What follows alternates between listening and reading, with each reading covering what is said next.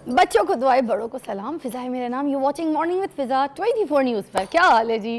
कैसी तबीयत है? कैसी तबीयत अच्छी हो सकती है? सबसे पहले तो एक बुरी ख़बर से ही आगाज़ करना पड़ेगा। क्या करूं, हालात ही ऐसे हैं, हमें ही फेस करने। लाहौर में जो है ना, इस दफ़ा स्मोक की जो कंडीशन है नाजरीन, वो इतनी बुरी हो चुकी है कि हम पहले नंबर पे आ गए यार। Can you imagine? लाहौर दुनिया में फ़िज़ाई आलूदगी में पहले नंबर पर आ गया है आज की तारीख़ में। आज जो ये जो इंडेक्स चल रहा है ना, उसके मुताबिक 415 इंडेक्स है लाहौर का, जो कि अगर आप देखें तो शदीद एक्सट्रीम पे जाके ख़तरनाक है। It's not safe at all. इसमें तमाम लोगों के लिए जो है उनके लिए ख़ास तौर पे मैं ये कहूँगी कि बड़ी एहतियात की ज़रूरत होती है कि हर बंदा जो है इससे बहुत ज़्यादा इफ़ेक्ट हो सकता है। और इस बुरी ख़बर को बुरी ख़बर ही समझिए, ये कोई अच्छी ख़बर नहीं है, क्योंकि आज की तारीख़ के हिसाब से जो आज से हमने ये तैयार करना है कि हमने अपनी सेहत को बहुत तरीके से, अच्छी तरीके से प्रोटेक्ट करना है। क्योंकि स्मोक के ऊपर मैं पहले भी बहुत सारे शोज़ कर चुकी हूँ, क्योंकि अब ये सारा सीज़न है, मैं आपको आगाह भी करती रहूँगी कि किस तरीके से आपने अपने आप को सेव करना है। मगर जो मास्क वगैरह है, वो हमने जैसे कोरोना के टाइम पे बड़ी तरीके से हमने इसको पहना था, सेव किया था, उसी तरीके से आप इसको भी पहनिए, ठीक है। और मैंने आपको ये भी बता देना साथ साथ कि ये जो हम कचरा इकट्ठा करते हैं ना, अपने घर का कूड़ा, ठीक है, दूसरे के पड़ोसी के गेट पे जाके या फिर आगे कहीं जाके उसको जलाने की कोशिश करते हैं, यार नहीं करना है, प्लीज़ नहीं करना है, नहीं करना है। उसको इकट्ठा करें और उसको कूड़ा जो लेके जो जाते हैं ना, उनको जाने दें। और गवर्नमेंट से भी एक छोटी सी अपील है, ये जो सड़कों पे जो गाड़ियाँ धुआं छोड़ रही हैं, वो लवारिस गाड़ियों को पूछने वाला कोई क्यों नहीं है? हैं? पुरानी मोटरसाइकिलें, पुरानी चिंची, पुराने गाड़ियाँ, इनको कोई पूछने वाला है? इनका कोई सरोकार है? ये प्लीज़ गवर्नमेंट से अपील है, खुदा के लिए। ये जो धुआंधार गाड़ियाँ हैं ना, ये पुरानी हैं, ये खच्चर बिल्कुल जिस तरह से चल रही होती हैं, इनको प्लीज़ खुदा के लिए बंद करवाएं। ये हमारे मुल्क में गंदगी, आलूदगी, ये पोल्यूशन पता नहीं क्या क्या फैला रही है, हमारे सांस के लिए ठीक नहीं है। छोटे छोटे बच्चे हैं हमारे, हम पे कोई रहम करें, हम पे ना करें, हमारे बच्चों पे कर लें। स्कूल जाते हैं, बाहर जाते हैं, खेलते कूदते हैं, किस तरीके से हम क्या माहौल दे रहे हैं। खाना पीना अच्छा नहीं दे रहे, सस्ता नहीं दे रहे, तालीम सस्ती नहीं दे रहे, कुछ नहीं दे रहे। हवा तो दे दें मुफ्त की, कुछ जो ताज़ा हवा तो मिले। यहाँ तो सांस लेने से भी बंदा फुड़क जाता है। क्या तरीका है यार, किस मुल्क में रह रहे हैं हम? क्यों? रिक्वेस्ट है आपसे, बस प्यार से ही कह सकती हूँ मैं, या नाराज़ हो सकती हूँ सुबह सुबह, मगर खैर चलो। आज हम बात करेंगे एक ऐसी चीज़ के ऊपर, मुझे लगता है कि बहुत सारे शोज़ मैंने, क्योंकि काफ़ी अभी रिसर्च देखी, मगर इसको अभी तरीके से एलेबरेट नहीं किया गया। क्या आपको पता है कि अब अगर आपके चेहरे पे झुर्रियाँ हैं, आपके चेहरे की इलास्टिक ढल रही है, आपके चेहरे का कोलेजन ख़त्म हो रहा है, या किसी भी बॉडी पार्ट में अगर आपको ऐसा लगता है कि आपके कोई, जैसे प्रेगनेंसी के बाद, डिलीवरी के बाद औरतों के मोस्टली क्या होता है कि पेट की जगह जो है वहाँ पे बहुत ज़्यादा stretch marks, losing, skin loose, you know stuff all that की कहानी हो जाती है। कुछ लोगों की ये वाली जगह जो है ये लूज़ हो जाती है, बिल्कुल लटक जाती है ऐसे, स्किन इधर भी झुर्रियाँ, पतली स्किन, रिंकल्स, बॉडी के ऐसे और भी बहुत सी पार्ट्स हैं जहाँ पर आपको बहुत सारे ऐसे इश्यूज़ हो सकते हैं। कुछ लोगों को फेस पे तो बहुत ज़्यादा जल्दी नुमाया हो जाते हैं, और आजकल जिस तरीके की ग़िज़ा वगैरह है ये जैसे आती है हमारे पाकिस्तान में, तो आज हम बात करेंगे प्लास्टिक सर्जरी के ऊपर कि ये जिस तरीके से आजकल चल रहा है ना, टर्किश और ये जितने बाहर के जो दुबई के जो लोग हैं, जो लड़कियां हैं, जो आंटियां हैं, वो एकदम से ट्रांसफॉर्म हो जाती हैं। वो ट्रांसफॉर्म कैसे होती हैं? पाकिस्तान में भी बहुत बड़े बड़े ऐसे सेलिब्रिटीज़ हैं जो इस ट्रांसफॉर्म का हिस्सा हैं और अपने आप को इस प्लास्टिक सर्जरी से उन्होंने रीबॉर्न जो है वो कर लिया, and they are like looking very wow. उनका एक ट्रांसफॉर्म बहुत खूबसूरत है। एक एज के बाद वो वापस अपनी जवानी की तरफ आ जाती हैं। मगर लोग यही सोचते रह जाते हैं, यार ऐसे कौन से बादाम खाए थे इन्होंने, ऐसे कौन सी किशमिशें खा रही हैं ये, ऐसे कौन से कहवे पीती हैं जिसकी वजह से। यार प्लीज़, ये सर्जरीज़ होती हैं और ये सर्जरीज़ करवाई जाती हैं। इसके बारे में आज बात करेंगे कि किस तरीके से आप अपने बुढ़ापे को दोबारा जवानी में तब्दील कर सकते हैं। इतने ज़बरदस्त मेरे पास मेहमान आए हैं, और डॉक्टर मुफस्सर राना साहब जो हैं, ये प्लास्टिक सर्जन हैं, लोगों की लाइफ चेंजिंग गोल्स में इनकी अच्छी अचीवमेंट्स है। तो आज हम इनसे बात करेंगे कि पाकिस्तान में बुढ़ापे को जवानी में कैसे तब्दील किया जा सकता है, और ये क्या पॉसिबल है या बस मुल्क से बाहर ही जाना पड़ता है। अस्सलाम वालेकुम जी। वालेकुम अस्सलाम। कैसी तबीयत है? अल्हम्दुलिल्लाह, सो नाइस ऑफ यू। वाह, आज का जो टॉपिक है डॉक्टर साहब वो तो बड़ा ही ज़बरदस्त है, आप सर्जन भी हैं, हमने आपकी बड़ी रिसर्च निकाली, हमने कहा आपसे बेहतर कोई नहीं है जो इसको एलैबोरेट कर सकेगा। सो आप सबसे पहले ये बता दीजिए हमें कि जो बुढ़ापा है इसको जवानी में तब्दील किया जा सकता है, और ये झुर्रियाँ वुर्रियाँ बिल्कुल ख़त्म होके जो स्किन टाइट होती है, ये कोलेजन प्रोड्यूस होना सब कुछ वापस आ सकता है, इलास्टिक वगैरह एवरीथिंग? प्लास्टिक सर्जरी का जो कॉन्सेप्ट है ना, वो जैसे कि नेम से बड़ा एविडेंट है, प्लास्टिक मींस मोल्डिंग, तो उसमें कॉन्सेप्ट जहाँ कॉस्मेसिस का आ जाता है वहाँ पे सारी ही ये जिस तरह की आपने अभी जिक्र किया था जिल्द के ढलकने का और बाकी सारी चीज़ों का, येस दे आर रिवर्सिबल। अच्छा सर, ये झुर्रियाँ आती क्यों हैं, किस एज से आती हैं, पहले ये ज़रा बता दीजिए, फिर उसके बाद फिर हम चलते हैं अभी सर्जरीज़ की तरफ के कौन कौन सी सर्जरी किस एज से रिक्वायर्ड होती हैं। झुर्रियाँ आप इस तरह समझ लें कि हमारी स्किन का जो कंपोजिशन है उसमें इलास्टिन एक प्रोडक्ट है, वो इलास्टिसिटी प्रोड्यूस करती है। जिस तरह आपने अभी जिक्र किया था प्रेगनेंसी का, और उसमें आप देखें कि जब पहले बच्चे की पैदाइश होती है तो पेट खुद ब खुद फॉल बैक कर जाता है, रिवर्ट हो जाती है स्किन, लेकिन मल्टीपल प्रेगनेंसीज में उसकी इलास्टिसिटी लूज़ होनी शुरू हो जाती है। जिस तरह आपने बर्थ मार्क्स की स्ट्रेच मार्क्स की बात की थी, तो उसमें क्या होता है, वाइट लाइंस प्रोमिनेंट हो जाती हैं, वो बेसिकली हमारी इलास्टिन जो होती है ना वो ब्रेकअप हो जाती है। ये बिल्कुल ऐसे ही एक कॉमन सा कॉन्सेप्ट समझ लें कि जब हम इलास्टिक किसी चीज़ में यूज़ करते हैं और उसका मल्टीपल टाइम स्ट्रेच करें तो एक टाइम आता है कि उसकी इलास्टिसिटी ख़त्म हो जाती है। Same is the case with the skin, कि स्किन का जो नेचुरल इलास्टिन है वो वक्त के साथ साथ ब्रेक डाउन हो जाता है, जिसकी वजह से उसकी ग्रिप नहीं रहती और वो फिर फॉल डाउन कर जाता है। अच्छा, और ये कितनी कोई एक प्रेगनेंसी पे तो नहीं होता, आप कह रहे हैं मतलब मल्टीपल के बाद ये इश्यूज आते हैं, ठीक है ना। अच्छा, और अगर हम बात करें कि चेहरे पे जो झुर्रियाँ नुमा हो शुरू हो जाती हैं, वो किस एज के बाद शुरू होती हैं, कब से हमें कंट्रोल करना चाहिए? ये आपने बड़ी अच्छी अभी बात की थी एनवायरमेंटल फैक्टर्स की और डाइटरी फैक्टर्स की। तो पहले तो ये चीज़ें इतनी जल्दी एविडेंट नहीं होती थी, लेकिन अब आप इवन देखें कि 30s में भी हमारे पास लोग प्रेजेंट कर जाते हैं जिन पे झुर्रियों का प्रॉब्लम आना शुरू हो गया। इसका मतलब है कि ओवरऑल जो हमारी एनवायरमेंटल चेंजेस और ग्लोबल चेंजेस और डाइटरी चेंजेस आ रही हैं वो हमें इस तरफ बड़ी स्पीड से लेके जा रही हैं। अच्छा सर, मैं आपके ज़रा पास आके आपसे पूछना चाहूँगी ताकि डिटेल में हम जाएं। मुझे ये बताइएगा, ये जो ग्राफ्टिंग होती है, ठीक है, ये ग्राफ्टिंग क्या है और ये जो फेस लिफ्टिंग होती है ये क्या चीज़ है? बड़े काम की बातें हैं, इसलिए मैंने कहा ज़रा आप भी पास आइए, गौर से सुनिए, ठीक है, आप भी आ जाइए, पास आइए, बहुत गौर से सुनिए। आज आपको पता चलेगा ये जो फेस लिफ्ट होता है, ये जो ग्राफ्टिंग होती है, और ये जो परमानेंट कोई क्या कहते हैं फिलर जो चीक्स बोन्स के लिए पूरे बना दिए जाते हैं, they are not actually permanent, वो इम्प्लांट्स हम कहते हैं। इम्प्लांट्स, ये सारी चीज़ों का फ़र्क आपने बताना है जी। और ये कैसे कैसे किया जाता है, ठीक है, और किस एज से शुरू होता है। जी सर, आप चाह रही हैं कि सब कुछ बता दिया जाए, जो हमारे हिडन चीज़ें सारी हैं वो एक्सप्लोर हो जाएं सारी।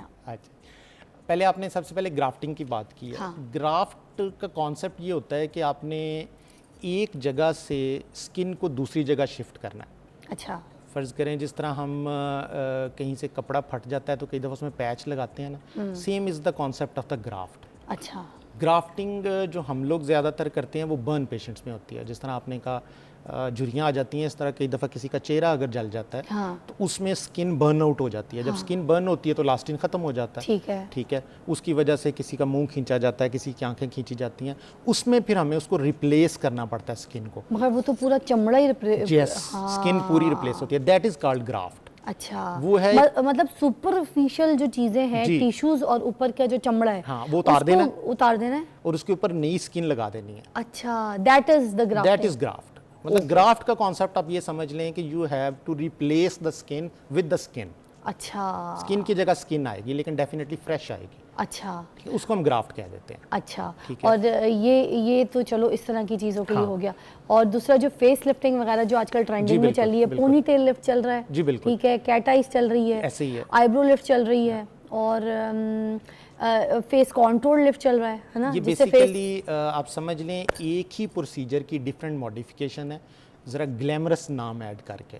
अच्छा, ताकि थोड़ा सा लगे कि चीज़ जो है वो डेफिनेटली जैसे जैसे नई टेक्निक्स आती रहती हैं उसमें कुछ थोड़ा बहुत फ़र्क आता रहता है। अच्छा, ये मुझे दिखाइएगा ज़रा, मैं बताती हूँ इतना ही, ठीक है। ये मेरा जैसे फेस है, फेस लिफ्ट ये होता है कि जैसे suppose this you see this half face, और ये वाला जो फेस है ये आप देखिएगा, यहाँ से अगर मैं उठाती हूँ, दिस इज़ कॉल्ड ये यहाँ से आईब्रो भी लिफ्ट हो गया है ना, जी ये आपका पूरा ये वाला ड्रैग, ये जो ड्रैग फेस है ना, जहाँ पे आपको ये बनती है लाफ लाइंस, ये जो ऐसे आपका चीक्स बनता है ना, ये सारा चीक जो है ये ऐसे अपर लिफ्ट हो जाता है, ठीक है। इसी तरह ये इसको कहते हैं face lift, right sir? Sir ये जगह भी उठती है या सिर्फ ये और ये उठती है फेस लिफ्ट में? इट ऑल डिपेंड्स कि क्लाइंट की प्रॉब्लम क्या है। अच्छा। मतलब अगर सिर्फ अपर फेस और मिड फेस है तो फिर आप उसके लिए अलहदा प्रोसीजर है। अच्छा। अगर आप लोअर फेस और नेक को भी डील करें, नेक की भी झुर्रियाँ होती हैं ना, हाँ, तो एज के हिसाब उसके से लिए नेक फिर भी उधर तो। है जी। वो हमारी मैडम नूरजहां का आपको याद होगा, बड़ी देर बैंड पहनती रही हैं। जी, जी, हम जी। छोटे छोटे थे तो हमारा ख्याल था शायद it is part of the dress. वो जब हम बड़े हुए, हमने प्लास्टिक सर्जरी की तो हमें पता चला नहीं, actually she is hiding the scar. अच्छा, उनको स्कार हो गया था। डेफिनेटली स्कार दिया गया ना, जख्म मतलब आप करें ना, जब झुर्रियाँ नेक की रिमूव करते थे उस दौर में तो सामने स्कार आता था, सामने निशान आता था, सामने कट आता था। अच्छा, वो कट का निशान छुपाने के लिए वो फिर बैंड इस्तेमाल किया करते थे। ओके। लेकिन अब क्योंकि चीज़ें बहुत ज़्यादा इवॉल्व हो गई हैं, अब स्कार्स प्रोमिनेंट नहीं रहे। ठीक है। अब जहाँ से भी हमने कोई कटिंग करनी है या हमने किसी चीज़ को एलिवेट करना है तो उन स्कार्स को हमने हाइड कर देना है। जिस तरह आपने बड़ा अच्छा ये डिमॉन्स्ट्रेट सर किया। इसकी टेक्निक बतानी है ब्रेक के बाद आपने कि किस तरीके से करते हैं, क्योंकि लोग सुन के तो वैसे अभी डर रहे होंगे जी जी। कि भाई ये पूरा चमड़ा कटना है और इस चमड़े को खींचना है और खींच के इसने स्टिच होना है। अब ये स्टिच किधर होना है, ये स्कार किधर जाए, ब्रेक के बाद।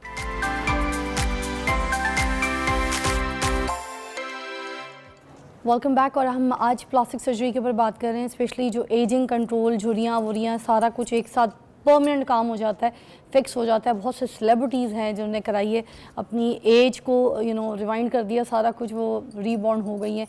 बाहर मुल्क की भी सेलिब्रिटीज़ हैं जिन्होंने करवाई हैं और आजकल बड़ी ट्रेंडिंग में है पोनीटेल लिफ्ट।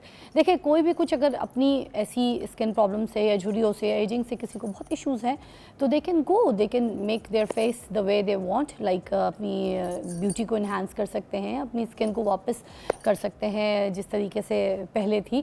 और अब सब कुछ मुमकिन है because of the plastic surgeons. तो फिर हमारे पास जो डॉक्टर साहब बैठे हैं, अभी मुझे ब्रेक में भी बताए थे, कुछ स्टोरी आप मुझे नरेट कर रहे थे कि आपके जो कुछ क्लाइंट्स आते हैं और वो जब फेस लिफ्ट करवाते हैं तो उनको क्या क्या प्रॉब्लम्स होती है, क्या सवाल करते हैं आपसे, क्या डर है?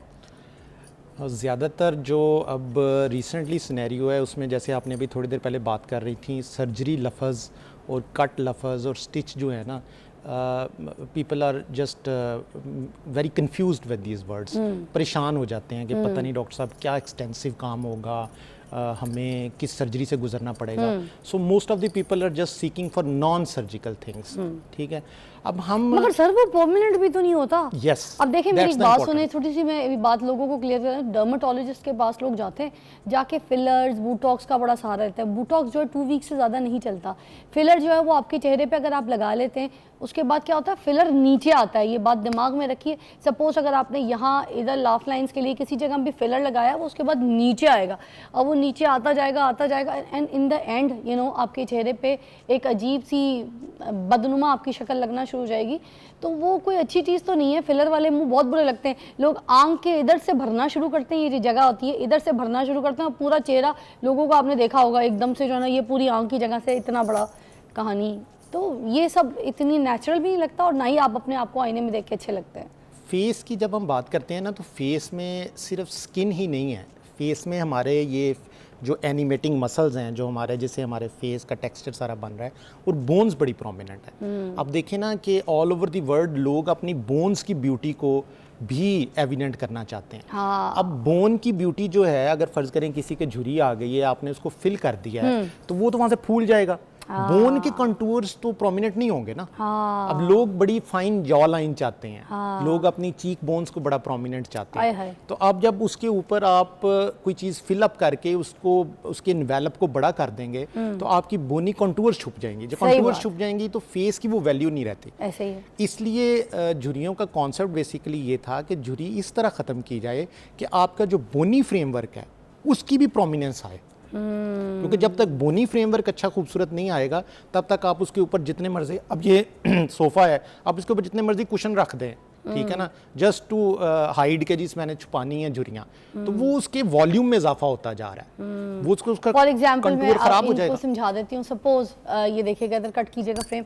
अब देखिए ये चीज़ ऑलमोस्ट सबके आती है, ठीक है, दिस इज़ नाइस, ये आपका बोन होता है। ये आपके कॉन्टूर वाली जगह है, ठीक है। अगर आपने फिलर यहाँ पे इधर ये पूरी जगह पे भर दिया तो ये तो ख़त्म होगा आपका, मगर ये ऐसे चढ़ जाएगा जी, ऐसे ही हुआ। अब ये देखें, ये ऐसे चढ़ा हुआ, ये कैसा लग रहा है, और ये आंख तक चढ़ा हुआ है।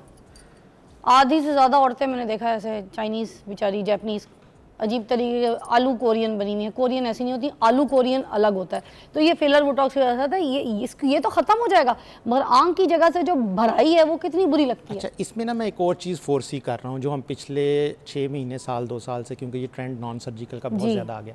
अब आप ये देखें, अल्लाह ताला ने फेस को सिमेट्रिकल बनाया। जो आपको इस हाफ में चीज़ें नज़र आती हैं वही बैलेंस इस हाफ में है। जस्ट सपोज कि अगर ये बैलेंस आउट हो जाए, आउट का क्या मुराद है, आपने फिलर्स करवाए दोनों साइड पे, ठीक है, एक फिलर जल्दी डिसॉल्व हो गया, एक जरा महीना बाद डिसॉल्व हुआ, तो एसिमेट्री आ गई ना, ऐसे ही वो है। कितनी बुरी लगेगी। Just sir lip just filler में assume हो that। जाता है ये सब कुछ, ऊपर नीचे अनबैलेंस हो जाते हैं, लोग जाकर डिसॉल्वर लगा, और डिसॉल्वर कोई अच्छी चीज़ नहीं है, कोलेजन भी ख़त्म करती है। बात किसी को पता है?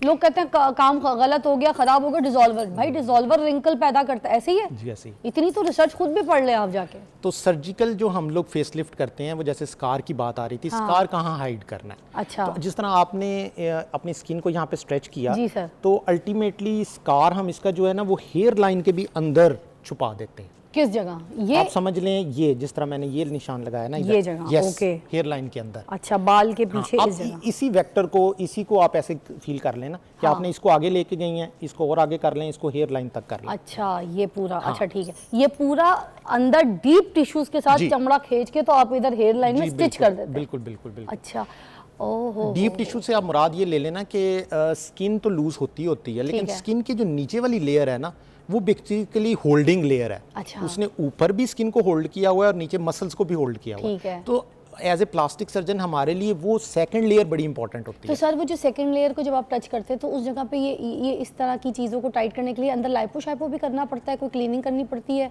अमूमन फेस पे जरूरत नहीं पड़ती, अच्छा। नेक में जरूरत पड़ जाती है। नेक में सर देखें, जिस तरह नेक की लाइंस बहुत प्रोमिनेंट हो जाती हैं, तो कई दफ़ा किसी की यहाँ फैट जो कुमुलेट हुई होती है उसको आपको निकालना पड़ता है। अच्छा, देखिए कॉन्सेप्ट फिर कॉन्टूरिंग का है कि आपने जो नेचुरल ग्राउंड है पीछे जो bone बोन है, की, वहाँ तक आपने उसको पहुँचना है और आपने उसको वो शेप देनी है। अच्छा। अब देखिए, लोग आहिस्ता आहिस्ता प्लास्टिक सर्जरी में और आगे जा रहे हैं कि सॉफ्ट टिश्यू यानी स्किन को तो डील कर ही रहे हैं, ठीक है, बोन्स को भी मैनिपुलेट कई दफ़ा करना पड़ जाता है। तो बोन्स कैसे, क्या हड्डी को काटना पड़ता है? हड्डी को काटने का कॉन्सेप्ट भी है, हड्डी में इम्प्लांट्स एडअप करने का कॉन्सेप्ट भी Oh, है। really? इम्प्लांट हम कहते हैं जिस तरह सिलिकॉन का इम्प्लांट है, सिलिकॉन बेस्ड प्रोडक्ट है। तो फर्ज करें कुछ खवातीन आपने देखी होंगी या मर्द हज़रात देखे होंगे जिनकी चिन जरा पीछे फॉल कर रही होती है, लिप से पीछे, तो साइड पोज अच्छा नहीं आ रहा होता, तो उसमें चिन के इम्प्लांट्स करके चिन को इन्हांस किया जाता है ताकि बॉडी की पूरी कंटूरिंग जो है वो प्रॉपर सिमेट्रिकल लगे। इसी तरह आपने देखा होगा कई लोगों की चीक बोन्स डिप्रेस होती हैं, दोनों पीछे की तरफ गई होती हैं, वो प्रोमिनेंस आप जो मर्जी कर लें वो नहीं आ रही होती। सर एक लास्ट क्वेश्चन बात करूंगी फिर हम, क्योंकि हमारे सेगमेंट खत्म हो जाएगा। ये जो आंख के ऊपर जो चढ़ाई आ जाती है एज की वजह से, इस चीज़ को कैसे ख़त्म करते हैं? क्या इधर भी कोई कट शट लगता है या फिर कोई सिलाई होती है, ये कैसे होता है? असल में जब भी आप लफ्ज़ प्लास्टिक सर्जन या सर्जरी यूज़ करेंगी ना, तो कॉन्सेप्ट हमेशा कट का ही है। अच्छा, ठीक है, लेकिन खूबसूरती क्या है प्लास्टिक सर्जरी की? स्कार हाइड करना है।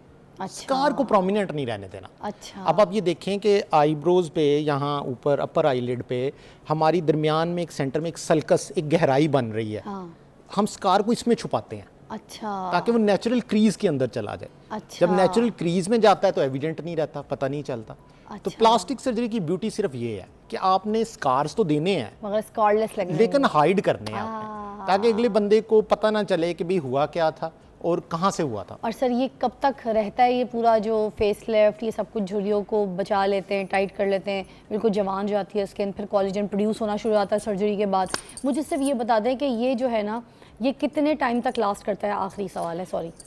अमूमन ये वेरी कर रहा होता है स्किन की अपनी इलास्टिसिटी पे कि किसी में कितनी अच्छी इलास्टिसिटी है, लेकिन once it has been done nicely तो ये अमूमन 15 to 20 years until and unless किसी में ग्रॉस वेट लॉस ना आए। अच्छा। एक बंदा है उसने बहुत वेट इंक्रीज कर लिया, फिर उसने वेट लूज की तरफ चला गया, अच्छा। तो इसमें फिर दोबारा झुर्रियाँ ज़्यादा पड़ने का खतरा होता है। ओके ओके, अदरवाइज आप 40s में करवाए हों तो आप 60s तक आराम से इसका उसको मतलब cover अगर up कर आपने लेते हैं। वेट लूज करना है दबा के पहले कर लें, फिर अगर आपने फेस लिफ्ट की तरफ जाना है तो फिर फेस लिफ्ट करवा लें।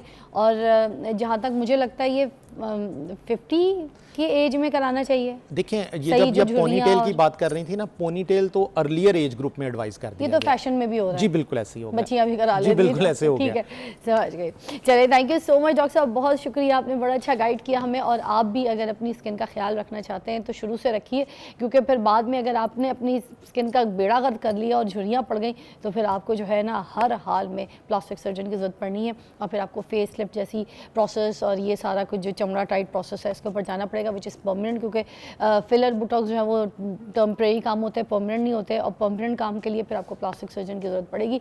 तो एनीवे हम आपको मिलते हैं ब्रेक के बाद। आई होप आपको ये सेगमेंट बहुत अच्छा लगा होगा।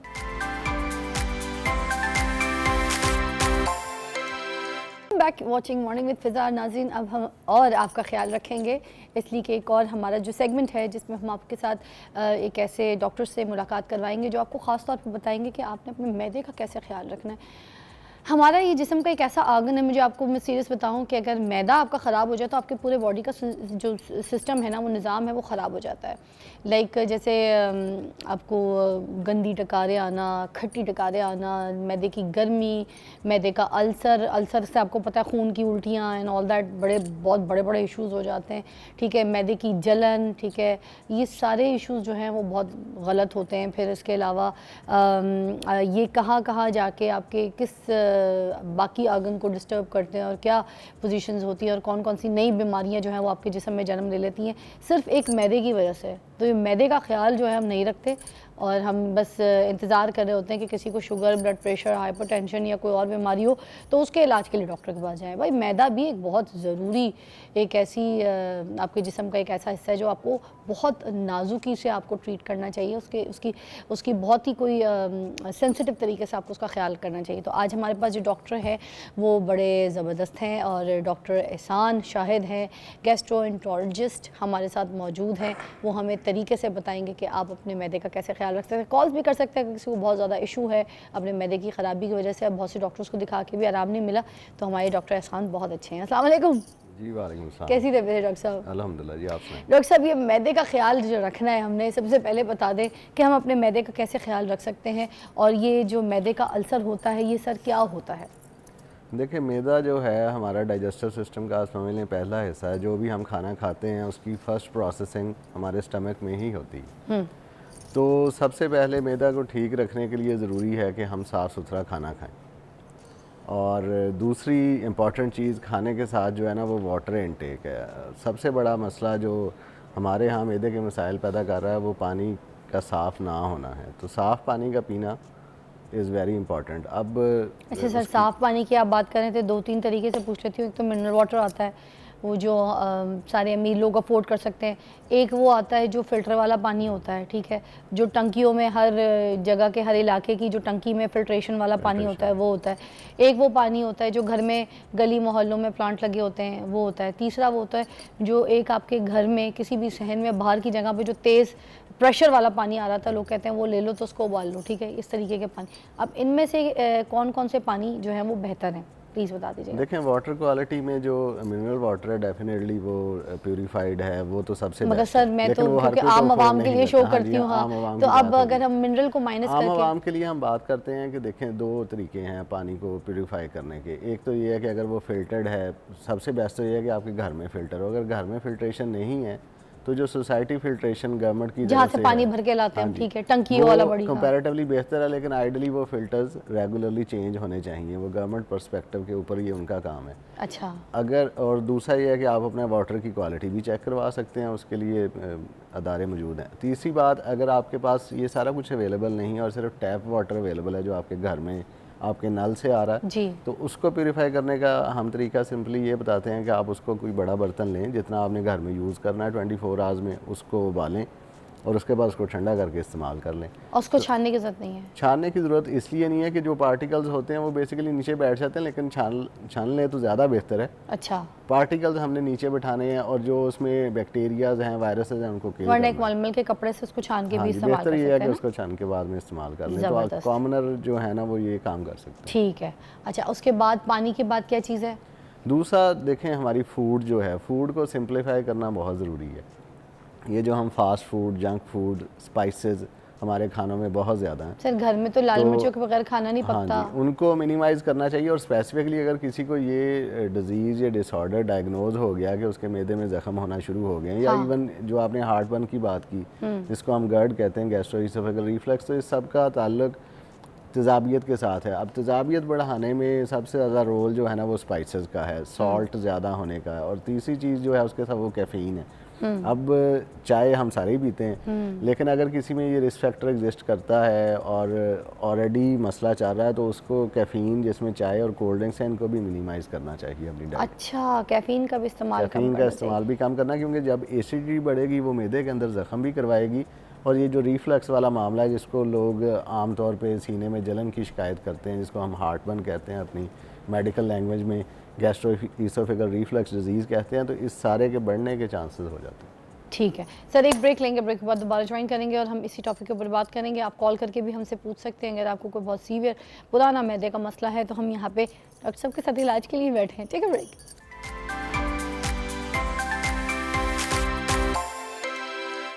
Welcome back. और हम मैदे के बारे में बात कर रहे हैं, हमारे से डॉक्टर साहब मौजूद हैं। मैं ये पूछूंगी कि मैदे के अल्सर की कितनी कोई इकसाम होती है डॉक्टर साहब? देखें, पेप्टिक अल्सर डिज़ीज़ को हम बेसिकली दो टाइप्स में डिवाइड करते हैं, एक मैदे का अल्सर और एक आंत के पहले हिस्से का अल्सर, जिसको हम ड्यूडेनम कहते हैं। अच्छा। तो इसकी डिफरेंट प्रेजेंटेशन है सिम्टम्स वाइज। मोस्टली जो पेप्टिक अल्सर में जो गैस्ट्रिक अल्सर का कंपोनेंट है, जो मैदे के अल्सर का, उसमें यूजुअली पेशेंट्स कंप्लेन करते हैं कि खाना खाने के बाद दर्द और जलन की शिकायत होती है उनको मैदे वाली जगह पे। लेकिन usually most of the time जो ड्यूडेनम का अल्सर होता है उसमें खाना खाने से दर्द बेहतर हो जाती है। तो इस बेस के ऊपर भी काफ़ी हद तक हम हिस्ट्री बेस पे डिफ्रेंशिएट करते हैं, लेकिन असल उसको डिफ्रेंशिएट करने का जो तरीका है वो एंडोस्कोपी ही है कि एंडोस्कोपी से आप देखेंगे कहाँ के अल्सर एग्जिस्ट करता है। इसकी अलामात क्या क्या होती हैं कि ये मैदे का अल्सर हो रहा है किसी को? अगर देखें, सबसे जो इनिशियल अलामत है वो तो है मैदे में जलन की शिकायत। खाना आप खाएंगे आपको मैदे में जलन होगी, और कभी एक दफ़ा हफ्ते में जलन होना उसकी सिम्टम नहीं है। वो ये है कि आप जब भी खाना खाएं आपको जलन होना शुरू हो जाए। और दूसरा ये है कि जब उसकी सिविरिटी बढ़ जाती है तो फिर दर्द की शिकायत के साथ पेशेंट्स आपके पास आते हैं। अच्छा, मैदे के अल्सर की बीमारी को डायग्नोस कैसे किया जा सकता है कि ये बीमारी जो है पकड़ में कैसे है? कोई टेस्ट होते हैं इसके अलग से, कोई ब्लड टेस्ट होते हैं? जी, जैसे मैंने अलामात की बात की, जो पेशेंट्स हमारे पास इन अलामात के साथ आते हैं उनके इनिशियली हम एक ब्लड टेस्ट करते हैं। जैसे अच्छा। क्योंकि एच पाइलोराई एक बैक्टीरिया है जो मोस्ट कॉमन कॉज है मैदे में अल्सर पैदा करने का। हम पहले बात कर रहे थे कि साफ़ पानी होना चाहिए, वाटर बॉर्न है बेसिकली, पानी के ज़रिए ही फैलता है। पानी साफ़ नहीं होगा तो एच पाइलोराई आपके मैदे को इन्फेक्ट करेगा। तो उसको टेस्ट करने के लिए उसके ब्लड टेस्ट भी एग्जिस्ट करते हैं, स्टूल के टेस्ट भी एग्जिस्ट करते हैं। और अगर इन दोनों टेस्ट से हमें कुछ ना मिले तो फिर थर्ड टेस्ट जो हमने वो एंडोस्कोपी करते हैं, देखने के लिए लाइव कि वहाँ पे कोई ज़ख़म या सोजिश एग्जिस्ट करती है, और बायोप्सी लेके आप उसका एग्जामिनेशन भी कर सकते हैं कि बैक्टीरिया मैदा में रेस्ट कर रहा है या नहीं। सर, गर्ड क्या है और अल्सर और गर्ड में फ़र्क क्या है? GERD देखें, GERD बेसिकली जैसे मैंने पहले टर्म बताई है कि गैस्ट्रोइसोफेगल रिफ्लक्स है। इसको यूजुअली आम अल्फाज में हार्ट बर्न होता है। ये है कि हमारा जो खुराक की नाली का जो लोअर स्फिंक्टर है जो मैदे के साथ अटैच, जब वो कुछ लोगों में लूज़ होता है, जब वो लूज़ होता है तो एसिडिटी बढ़ेगी, तो उस स्फिंक्टर से खुराक भी और तेज़ाबियत भी वापस सीने की तरफ, खुराक की नाली की तरफ आती है। और सबसे बड़ा जो रिस्क फैक्टर है इस मामले के लिए वो है ओबेसिटी। तो डाइट तो कंट्रोल आपने करनी ही करनी है। जिन लोगों को ये मसला है उन्होंने अपनी ओबेसिटी को भी कंट्रोल करना है। Sir, bacterium helicopter Helicobacter pylori है ना, इसमें मैदे के लिए क्या प्रॉब्लम क्रिएट कर सकता है ये? बेसिकली जो मैदे में ज़ख़म बनाने का सबसे बड़ा जो इन्फेक्शियस कॉज है, जो इन्फेक्शन के थ्रू होता है, वो इस बैक्टीरिया के थ्रू ही है।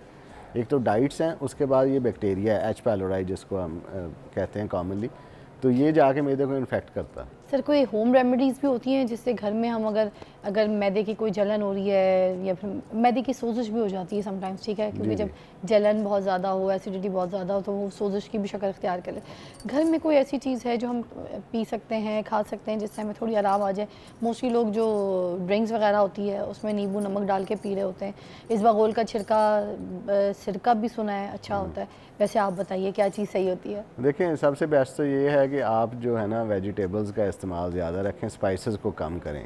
घर के अंदर अगर आपने जो सिरका है वो तो ऑलरेडी एसिडिटी को बढ़ाएगा, अगर आप उसको ऐड कर रहे हैं, या इवन लेमन में भी सिट्रिक एसिड है तो वो भी एसिडिटी बढ़ाता है। सिट्रिक चीज़ें नहीं इस्तेमाल करनी अगर मैदे का प्रॉब्लम। चीज़ें जो है ना आपने अवॉइड करनी है अगर आपको स्टमक का इशू है। और ऐसे ही कोल्ड ड्रिंक्स, अगर आप कोल्ड ड्रिंक्स में मिक्स करके पी रहे हैं तो वो तो उसको एग्रेवेट करेगा। तो सिंपल चीज़ें जो घर में आपका खाना है वो आप इस्तेमाल कर सकते हैं। Thank you so much doctor साहब, बहुत शुक्रिया। आप अपने मैदे का खास ख्याल रखिए, क्योंकि अगर आपका मैदा ख़राब हो गया, आपका ना मूड अच्छा होगा, ना आपसे काम होगा, ना आप अपने आप को संभाल सकते हैं, ना दूसरों को देख सकते हैं। हर बात आपको उतनी बुरी लगेगी, जितनी जलन आपके मैदे में होगी ना, उतनी वो आपको लोगों से भी जलन होगी।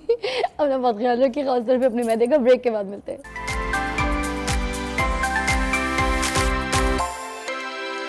अच्छा जी, वेलकम बैक। और हम आ चुके हैं एक ज़बरदस्त सेगमेंट के साथ। मैंने अभी अपने सोशल मीडिया पे भी एक वीडियो लगा दी थी कि जो ज़बरदस्त एक मेरी बहुत ही प्यारी बहन आप समझ लें, मैं उनको बहुत फॉलो करती हूँ, बड़ी अच्छी चीज़ें बताती हैं। और आपकी लाइफ में मैं बताऊँ, आपका कोई एक ऐसा उस्ताद, एक दोस्त, आपके कोई रिलेटिव, अगर कोई एक भी बंदा ऐसा है जिसको आप फ़ोन करके अपने घर के कोई मसले पूछ लें कि यार ये काम मेरा ठीक नहीं हो रहा, ये दाग लग गया, ये सोफ़ा बर्बाद हो गया, सोफ़े पे चाय गिर गई है, ठीक है, इधर कैबिनेट खोलो तो कीड़े निकलना शुरू हो गए, घर में कॉकरोच बड़े भर गए, क्या करें यार, छिपकली बड़े अंडे दे के चली जाती है, दीवारों पर चिपके होते हैं, जाले यार बहुत ही हर 2 दिन में आ जाते हैं, और मट्टी साफ़ करने के बावजूद घर में कट्टा मट्टी पड़ी होती है। ऐसे बहुत सारी चीज़ों के जो आपके पास नुस्खे और टिप होते हैं ना, वो कोई अच्छी घरेलू औरत जो आपको बता सकती है, कोई ख़ानदान में या कोई भी, आपको मैं कहती हूँ सोशल मीडिया पे एक मेरी जो बहन है वो मुझे बहुत पसंद है, और हमारे पास हैं इरम नईम, किसी तारुफ की मोहताज नहीं है, जो बताती हैं झटपट बताती हैं और आजमूदा बताती हैं। चलिए जी, आज हम इनसे पूछेंगे कि हम अपने घर को कैसे साफ़ कर सकते हैं, हम अपनी प्रॉब्लम्स को कैसे सॉल्व कर सकते हैं, इनकी टिप्स के मुताबिक अपने सारे जो रोज़मर्रा की परेशानियाँ उसको कैसे ठीक कर सकते हैं। अस्सलाम वालेकुम। वालेकुम सलाम। कैसी हैं हम? बस अल्लाह का शुक्र, आप फ्रेश होके आई हो, अच्छा लगा। अच्छा, हाँ, मज़ा आ रहा है देख के। है ना, देख और के अब मौसम भी अच्छा होता जाएगा तो और भी अच्छा होगा। वाह वाह वाह, क्या बात है। चेंजेस आ रही हैं, चेंजेस आ रही हैं। हाँ। तो सबसे पहले हम आपके साथ यहीं से शुरू करेंगे कि जो घर में हमारे इतनी कट्टा मिट्टी शुरू हो जाती है, हम सफाई करते हैं, ठीक है, सब कुछ करते हैं, और उसके बावजूद जो है ना धूल ऐसे आती है, जैसे आज सफाई हो गई, डस्ट हो गई, सब कुछ हो गई, हमने क्या कहते हैं सोफ़े लेदर शेदर साफ़ करके फ़र्श चमका दिया, मगर दूसरे दिन फिर उतनी धूल, ऐसे हाँ, करो ऐसे धूल। आती। कोई ऐसी सफाई बताएं कि 2-3 दिन तो चल जाए, गुजारा हो जाए, कभी बंदा काम कर रहा है, बाहर जा रहा है। देखो लोगों ने क्या किया कि अपने घरों को एयर टाइट करना शुरू कर दिया, शीशे बंद कर दिए, जिससे इन्वायरमेंट ख़राब होगी घर की जी। खुशबू नहीं आ रही है बाहर से, अंदर की बाहर नहीं जा रही है, और मतलब फ्रेश एयर नहीं आ रही है जी। इसलिए आप अपने घर के बाहर ना खिड़कियों के पास पौधे लगाएं। मनी प्लांट ही ले लें, स्नेक प्लांट है, कुछ ऐसे प्लांटर्स लगा लें जो पानी कम लेते हैं, अपनी खिड़कियों के बाहर रखें, घर के बाहर। मतलब जो आपकी जैसे आपकी मेन एंट्रेंस है वहाँ पे आप मनी प्लांट या बड़े प्लांट, आजकल बहुत खूबसूरत प्लांट मिलने शुरू हो गए हैं, बाहर से भी, पाकिस्तान में भी अब डेवलप हो रहे हैं, तो वो प्लांटर ज़रूर रखें अपने घर के अंदर भी और बाहर भी। इससे क्या होता है, पुराने ज़माने के कुछ जो बहुत ही ऐसे पुराने ज़माने के लोग, जब घास भी नहीं होती थी, और वो पुराने लोग होते थे, जब कौवे भी सफ़ेद होते थे, ठीक है, वो पुराने लोग होते थे, तो उस टाइम पे तो लोग कहते थे मनी प्लांट घर पे लगाओ, पैसे आएंगे। हाँ जी, और मिट्टी के घर होते थे। अब ये है कि जैसे दरख्त है ना, लेमन ट्री है, अच्छा, आप अपने घर में छोटी सी जगह पे उसे डेवलप कर सकते हैं। इसी तरह माल्टों के दरख्त हैं, इसी तरह छोटे दरख्त आप ज़रूर लगाएं। ये विंडोज़ के साथ, विंडो के पास लगा लें, अब विंडो से 2 फुट के बाद आप लगा लें, जगह इतनी तो होती है, हर घर में होती। और जैसे जो मतलब बिल्डिंग्स में रहते हैं उनके पास भी बालकोनीज होती हैं, उसमें अपनी ज़रूर, अच्छा मनी प्लांट का ये होता है वो दीवार साथ साथ आस्ता आस्ता चढ़ता रहता है, तो उससे फिर मिट्टी अंदर छन के नहीं आती, हवा भी अच्छी आती है, रोशनी भी आती रहेगी। और प्लांट्स का जो एक है ना ऑक्सीजन का और आपके साथ नाइट्रोजन का, तो ये बड़ा अच्छा एक संगम बनता रहता है। तो इस चीज़ को आप कंटिन्यू रखो। मैं हमेशा कहती हूँ कि आप कितनी ही केमिकल से सफाई कर लेंगे, आपके गर्द और गंद वही रहेगा जब तक आप अपनी प्रोटेक्शन नहीं करेंगे। और प्रोटेक्शन जो है वो पर्दों से नहीं होगी अच्छी, वो आप प्लांट से करें। अच्छा, हमारे घर के तो जो प्लांट है ना इरम जी, वो बातें भी करते हैं। मैं और फराज सुबह सुबह ना बातें करके आते हैं अपने घर के प्लांट से, उस पे तितलियां भी बैठती हैं, एग्जैक्टली आती हैं वो, और फिर पूछती हैं आपसे। मतलब तितलियों का, अच्छा चिड़ियों का टाइम होता है, मेरे घर में बहुत सारे परिंदे आते हैं, अगर मैं ना बैठूं तो बहुत शोर करते हैं, मैं बाहर जाती हूँ फिर थोड़ा शोर कम होता है, फिर एकदम तो हमारे एक मुलाजिम कहता होता था बाजी अना दी लगता है कमेटी पे आ गई है उनकी। तो इतना शोर करती हैं और वो। कुछ लोग सफाई जो करते हैं तो जी। कपड़े के अंदर हल्का सा तेल डाल देते हैं नहीं, और नहीं। फिर उसके बाद डस्टिंग करते हैं, तो वो नहीं, शायद उससे मुझे लगता है तो और मट्टी कट्टा बैठ नहीं जाती Exactly, है। तेल जो है उससे और चिपकती है। हाँ। नहीं नहीं नहीं, कभी भी ऐसा नहीं करना चाहिए। जो लकड़ी है उसको सूखे और साफ कपड़े से आप झाड़ें, साफ रखें। अगर बहुत दिनों के बाद, जैसे 3-4 महीने के बाद, उसको आप एक वार्निश वैक्स कपड़ा मिलती कौन है। सा होना चाहिए? कॉटन का कपड़ा होना चाहिए, मलमल का कपड़ा, जर्सी का कपड़ा, कौन सा जर्सी जिससे जो है, बर्फ भी ना छोड़े? जो जर्सी है वो बेस्ट होती है। मोटी पुरानी वो थोड़ी- टी-शर्ट जो है। टी-शर्ट, पुरानी बुनियाने जिसको कह लो, उस तरह का कपड़ा बाजार से लाएं, वो सबसे अच्छा होता है। कॉटन जो है वो लाइन छोड़ देता है। ओके। और जो वो जो गाड़ी साफ करने वाला कपड़ा है वो नहीं इस्तेमाल करना, घरों में वो इस्तेमाल हो रहा है ना? वो डिफरेंट होता है, घरों के लिए डिफरेंट होता है। ओके। गाड़ी के तो शीशे साफ करने होते हैं ना ठीक है। ज्यादा, तो शीशों के लिए आप ले सकते हैं घर के अपनी विंडोज के लिए, ठीक है। लेकिन घर में फर्नीचर के लिए वो ठीक नहीं है। ठीक है। उससे बुर होते हैं छोटे छोटे। तो जो पुरानी जर्सी है वो कपड़ा वो लें, बिल्कुल काट ठीक के, रहता है। ठीक और है। जो कॉटन है वो लाइन छोड़ता है, जो सिल्क है वो तो वैसे ही अच्छा नहीं, वो तो ऊपर गीला छोड़ जाता है। ठीक है। अच्छा, गीला ना करे अपने फर्नीचर को।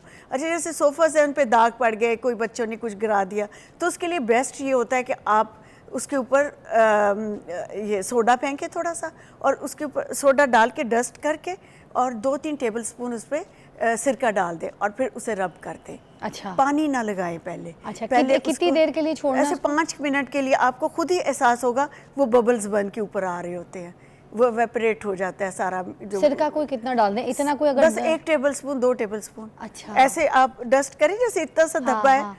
और उसके ऊपर आपने 2 टेबलस्पून सिरका डाला है, बेकिंग सोडा डाला है, उसके ऊपर आप सिरका, बेकिंग सोडा, बेकिंग सोडा। कपड़ों वाला सोडा नहीं, कपड़ों वाला नहीं? नहीं ओके, नहीं, ठीक बेकिंग है, सोडा ठीक है। या बेकिंग पाउडर जो भी ठीक कह है। ले, तो उसके ऊपर सिरका डालें, वो एकदम से बबल्स बनते हैं, उसको साफ कर लें। ठीक है। इसी तरह आप चूल्हे को भी साफ कर सकते हैं सोडे से, सोडा और ये सिरका, और उसमें आप लीमू डाल लें। अच्छा। और चाहे कभी कभार ब्लीच भी डाल के आप साफ कर लें उसे। लेकिन ये अच्छा। 2 चीज़ें आपका चूल्हा बिल्कुल नीट क्लीन एक करता है। शीशे का भी बता दें घर में, क्योंकि हर के घर में आईना शीशा हाँ, होता है, आईना, उसको शीशे साफ वैसे- करने के लिए वो इतना महंगा हम ग्लाइंड यूज करते हैं। हाँ। ठीक है, कोई सस्ती चीज बताएं, वो ग्लाइंड तो हमारा स्टाफ यूज हम लोग- करता है, खत्म हम 2 लोग दिन में वैसे शीशे। बताएं, एक ज़माने से हम अखबार के पेपर लेके उससे करते थे। अब तो अखबार भी नहीं आते लोगों के घर में, अब तो हाँ। सोशल मीडिया ही आता है वही देखते हैं। तो ये जो हम शॉपर लेते हैं ना आजकल, वाइट कलर के या ब्लू कलर के आते हैं, कौन से वाले? जो सिंथेटिक से होते हैं, ये जो बाजार में हमें बाजार मिल रहे में मिल रहे हैं synthetic, ना, हाँ, हाँ, कपड़े। इसको आप यूज करके देखें। अच्छा फिजा, ये तो है? हाँ, अच्छा, ये इतना अच्छा मेकअप रिमूवर, बहुत अच्छा है। इससे इतना अच्छा मेकअप रिमूव होता है। आप उसे पीसेस, आप उसे धो लें, हाँ। पीसेस काट के रख लें, थोड़ा सा पैच लेके आप उससे अपना ऐसे चकोर-चकोर ऐसे pieces बना काटने लें। कैंची से, हाँ, तो उसके अब मेकअप रिमूव कर तो हम तो लें, ये तो फेंक उससे देते हैं शीशा भी शॉपर, बहुत इसको अच्छा है। इससे हम शीशा और हाँ, मेकअप साफ मेकअप कर साफ कर सकते शीशा हैं। साफ करते वक्त हमने क्या करना है? उसको गीला करना है उसे या हल्का सा गीला कर लें, बिल्कुल हल्का गीला करके उसे अच्छी तरह से, ऐसे जैसे हवा, हल्की नमी हो उसमें। अच्छा। बिल्कुल हल्की नमी हो ताकि ठीक है। लाइन ना आए। हाँ। बस उससे आप साफ करें, बहुत अच्छा सा साफ हो जाता हाँ, है। तो हर एक के घर में टेबल होती है, सामने शीशा, Exactly, देखिए खिड़कियाँ कितना भी अच्छा अच्छी दिख- साफ हो जाएंगी, जी, खिड़की बिल्कुल वाला हो शीशा जाएंगी, भी। क्यों नहीं होंगी ना। वाह। हाँ, अच्छा, मुझे बताइएगा जो खिड़कियाँ होती हैं बाहर घर जी। की, हर एक के, तो बाहर की जैसी मेहमान अंदर एंटर होता है तो बड़ी बड़ी खिड़कियाँ लोगों की exactly, ये तो- गंदी शीशे से, हाँ। गंदा पानी के निशान, पानी किसी के के बारिश निशान। के, किसी के जाले, ये तो किसी पता के- है, उसको कैसे साफ करना है? पता है, हाई मेंटेनेंस है ये चीज़ें।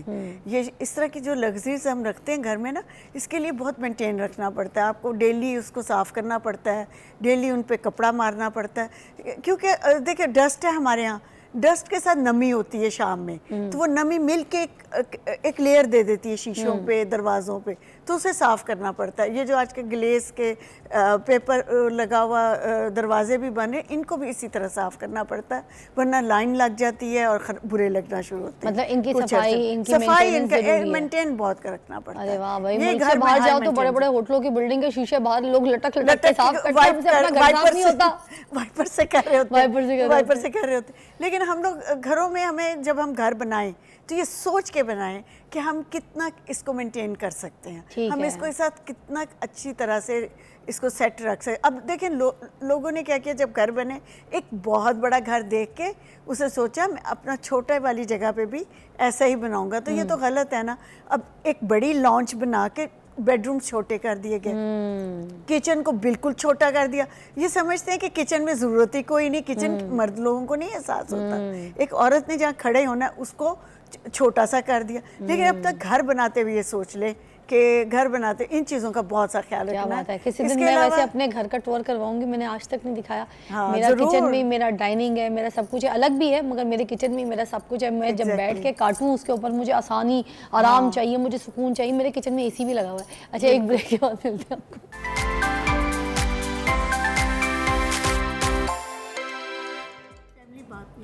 अरे वाह, नहीं बनती। क्या बात है। देखें, आपको पता है मज़े की बात, हम वापस आ चुके हैं। एक्चुअली ना मेरी जो एक्स सास हैं उनसे इनकी मुलाकात भी हो चुकी है, बड़ी दोस्ती शोस्ती हो चुकी है। तो वो उसी तरह ना जैसे वहाँ पे भी किसी फ्रेंड सर्कल में इनकी मुलाकात हुई थी, ये अपने टोटके वगैरह बता रही थी। तो मेरी सास कहती हैं आप फिज़ा की तरह जो है ना टोटके पकड़ पकड़ के टोटके बताती है। तो ये इंटरेस्ट होता है, ये शौक होता है, ये इसकी रिसर्च होती है। रिसर्च होती है, आप पढ़ते हो, इस पे बात करते हो। आप जब बात करना पड़ती है तो आप उस पे सर्च करते हो ताकि गलत ना हो, कुछ गलत ना हो, फिर किसी के साथ प्रैक्टिकल करके देखते हैं और फिर प्रैक्टिकल बताते करके हैं। बिल्कुल। हाँ। और फिर कभी गलत ना हो किसी के साथ। देखिए बहुत से लोग ऐसे कर देते हैं। मुझे भी कल परसों किसी ने अपनी पंजीरी के बारे में बताया हाँ। और ढेर सारी चीजें। हाँ। मतलब मैंने उसे कहा बात सुनो बीबी, तुम अगर इनके पोर्शन करके खाओ उसका बेनिफिट तुम्हें ज्यादा मिलेगा बनिस्बत इसके कि सब कुछ इकट्ठा कर लो। हाँ। जैसे मैंने अभी आपको बताया कि आप सोडा और सिरका डालें, कुछ लोग कहेंगे लो इसमें नमक भी डाल दो, इसमें क्यों भाई, नमक से कलर जो होता है वो और स्ट्रॉन्ग होता है। हाँ। आपने नहीं डालना, आपने सिर्फ 2 चीज़ों का इस्तेमाल कहा है, वही करें। वही करें। हाँ, अच्छा, बस। मुझे भी एक मैसेज आया था, जी। वो मैंने कहा आप मुझे उसका भी हल बता दें। लोग गांव से अच्छा आटा मंगवाते हैं, हाँ। रूरल एरिया से, चक्की का, चक्की। अच्छे दाने का। जी, तो आप मुझे ये बताइएगा कि वो आटा आ जाता है तो वो कैसे स्टॉक किया जा सकता है? एक तो ये कि किचन की बाल्टी में भर लिया जाता है, जो हाँ कि जी। लोहे की, प्लास्टिक की, जिसकी। बिल्कुल। बाकी जो बोरी में बचा है उसको किस तरीके से स्टॉक कर सकते हैं कि ख़राब ना हो, 3-4 महीने वो अभी चले? हाँ देखो, अब तो मौसम ठीक ही आ रहा है, ये ठीक जो है। है, लेकिन फिर भी इसके इर्द गिर्द चूहे ज़रूर आ जाते हैं, कीड़ियाँ आ जाती हैं। तो इसके लिए लौंग रख दें, दब भी ना आ जाए ना। दब भी ना आ जाए, और स्मेल भी दे जाता है वो जी। कभी कभी ना। आटा पड़ा, हम लोग क्योंकि जिम्मेदार, हमें अंदाज़ा है, हम थोड़ी गंदम को पसवाते हैं हमेशा। ठीक है। बहुत ज़्यादा पसवाएं भी नहीं। हाँ। और उतना ही पसवाएं जितना आपका मतलब डेली यूज़ में आप मंथली देख अब लें। अगर आ गया है, हाँ, अब आ इसको गया किस तो तरीके से? बस उसको फिर आप उसमें लौंग रख दें, लौंग रख दें। वो जो पूरी बोरी है उसमें कितनी कोई नहीं, उसमें एक पोटली में आप 1 मुट्ठी लौंग रख दें। अच्छा। किसी पोटली में डाल के लौंग, और वो पोटली आप अपनी उस कंटेनर में रख दें। ओके। तो उसे ढक्कन को टाइटली बंद, एयर टाइट बंद रखें। ओके। ताकि उसमें बाहर से हवा ना जाए। जब बाहर से हवा जाती है, अच्छा पीछे से अगर कोई कीड़ा आ जाए, हाँ। वो गंद डाले तो हम कुछ नहीं कह सकते। ठीक है। लेकिन अगर नीट क्लीन आया और आपने लौंग रख दिया, फिर कुछ नहीं तो होता। ये बोरी के अंदर भी रखा जा सकता है? बोरी में box नहीं अगर है? लाइनिंग लगी हुई है ना, प्लास्टिक लाइनिंग में है, फिर तो ठीक रहेगा। अगर तो जूट की बोरी है, वो तो उससे बाहर से चीजें चली जाती हैं। अच्छा, ये चावल है उसके अंदर भी सुसुइयां हाँ, आ उसमें जाती हैं? उसके लिए बेस्ट होता है आप लौंग और हल्दी। हम उसको नमक हल्दी, कई दफ़ा नमक भी थोड़ा सा डाल देते हैं, नमक और हल्दी लगा के रख देते हैं, फिर ख़राब नहीं होता। उसमें कहीं कहीं लौंग भी डाल देते हैं। ये भी पोटली में करना है या फिर नहीं, डायरेक्ट? लौंग ये जो हल्दी है वो तो वैसे ही डाल दें आप। ओके। और नमक भी, हल्दी भी, क्योंकि बाद में धुल के उतर जाता है, साफ हो जाता हाँ है जी। जी। लौंग आप पोटली में डाल के रख दें ताकि वो ख़राब, लौंग भी नहीं इधर उधर होंगे और बीच में पड़े भी रहेंगे एक ही ये जगह। घर में छिपकलियां इतनी ज्यादा घुस जाती हैं, हर दीवार पे अंडे लगे हुए होते हैं। अब तो छिपकली गुम हो रही हैं, अब तो जल्दी जल्दी मार दें, जो मिले मार दें। अच्छा। वरना जहाँ आपको पता हो कि यहाँ छुपती हैं कुछ दिनों के लिए, जैसे अंडा है ना, अंडे को रखने से छिपकली नहीं आती।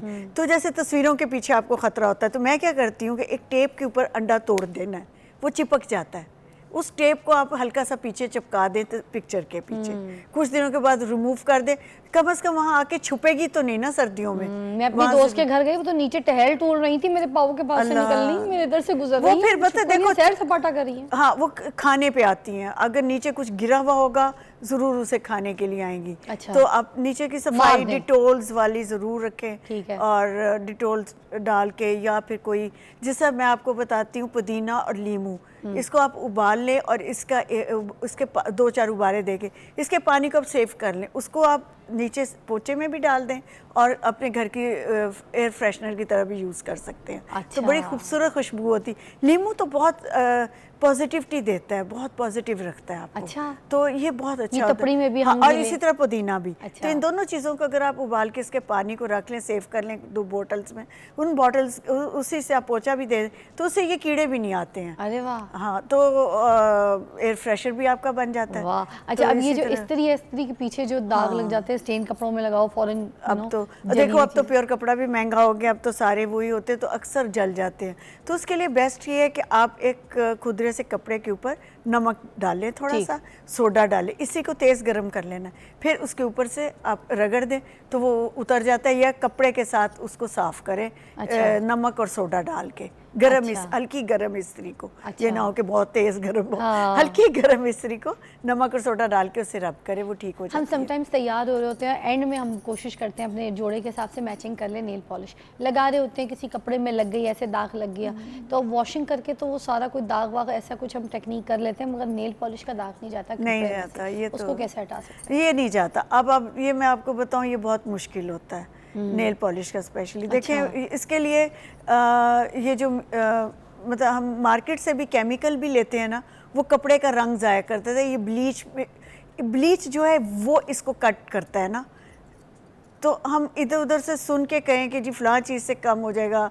ये है कि नेल पॉलिश रिमूवर आप उसके ऊपर ऐसे कपड़ा रखें ना, जब आप जहाँ पे गिरा हुआ है तो उसके ऊपर आप ड्रॉप से डाल के नीचे आप कॉटन रख छोड़ें। अच्छा। ताकि उसके अंदर चलता जाए, ये ना हो कि इधर उधर फैले। वो थोड़ा हल्का हल्का ज़रूर ज़रूर होगा, मैं ये नहीं कहती, गारंटी नहीं है कि वो जाएगा। ठीक है। उसके फ्रिज लिए में भी जो है। आने वाली बदबू होती है उससे कैसे हाँ, छुटकारा हासिल उसमें किया कोयला आप जरूर रखें। कोयला जला के? नहीं नहीं एक बॉल में हमने फ्रिज के अंदर बारबेक्यू भी बनाया है। बारबेक्यू हो रहा, कल को पता चले वो ठंडे होने के बजाय गर्म हो रहा हो। अच्छा। नहीं नहीं, उसमें आप ना थोड़ा सा 4-5 कोयले लेके अच्छा। एक कंटेनर में रख के फ्रिज में रख दें, हाँ। तो उससे आपके फ्रिज की बू खत्म होना शुरू हो जाती है, और ख़त्म ही हो जाती है ये। वाह, और वाह। रखते रहना चाहिए। हमारे यहाँ ना अक्सर चीज़ों को बंद नहीं करते हैं, खुले मुँह रख देते हैं। हाँ। और वैसे भी फ्रिज तो देखो बंद हो गया ना, तो उसके लिए बेस्ट है कि आप कोयला रख दें, बुझा हुआ कोयला, बिल्कुल ताज़ा कोयला, पानी से धो के। अब मैं और बात क्लियर कर दूं,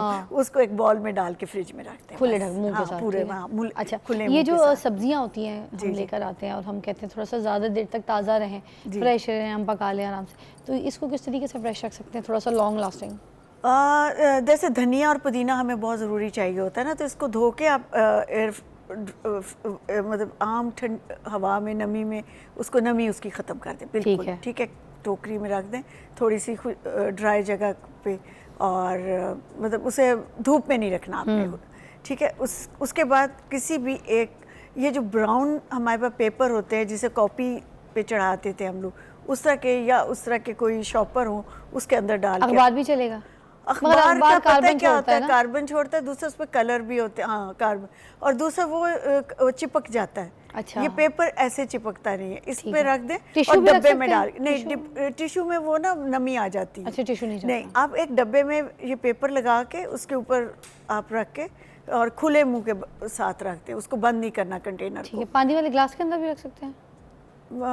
नहीं, अच्छा वो एक और बात है, अगर जिनकी रूट्स होती हैं, जैसे हम पुदीना बाज़ार से लाए हैं, उसके नीचे रूट्स हैं, उसको आप पानी में रख दें बॉटल में डाल के, तो वो ताज़ा रहेगा बहुत दिनों तक, नीचे रूट्स भी फैल जाएंगी बाजू का, और ऊपर नए पत्ते भी आ जाएंगे। और फ्रिज में रख सकते हैं? फ्रिज में रख दें, हाँ, बाहर भी रख दें, वो तो आप कहीं भी रख दें। अच्छा, लेकिन ये जो इसी तरह धनिया भी कर सकते हैं? धनिया नहीं रख सकते।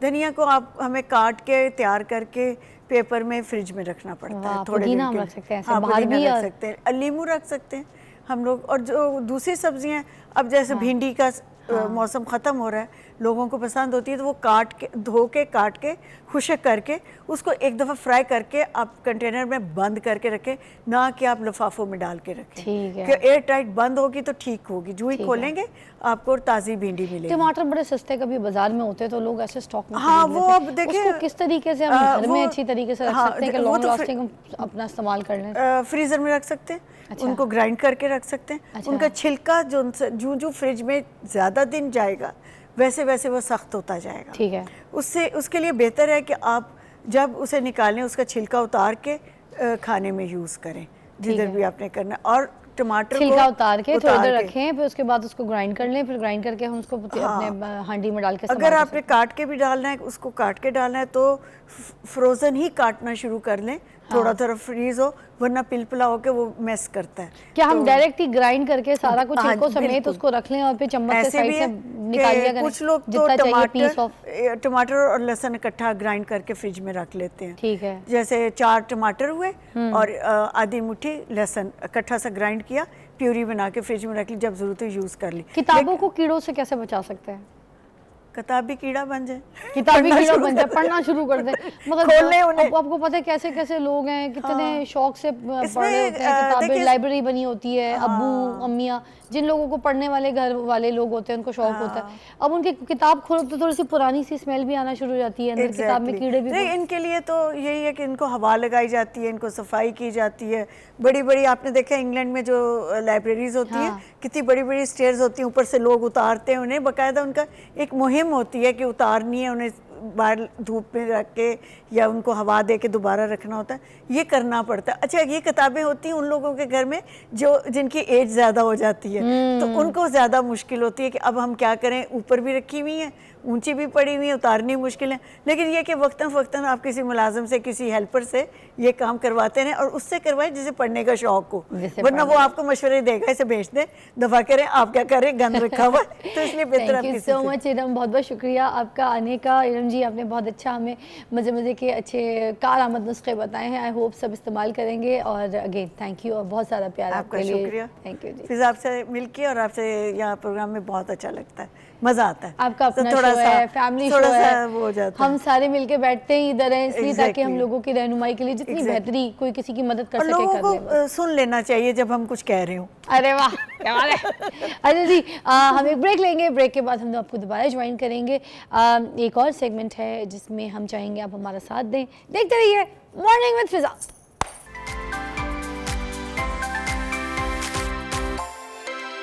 वाओ, मेरे पास ज़बरदस्त मेहमान मौजूद हैं और मैं आपको बताऊँ ये मेरे पास पहले भी शो पे आ चुकी है बच्चियाँ, बहुत टैलेंटेड है, पाकिस्तान का नाम रोशन कर रही हैं।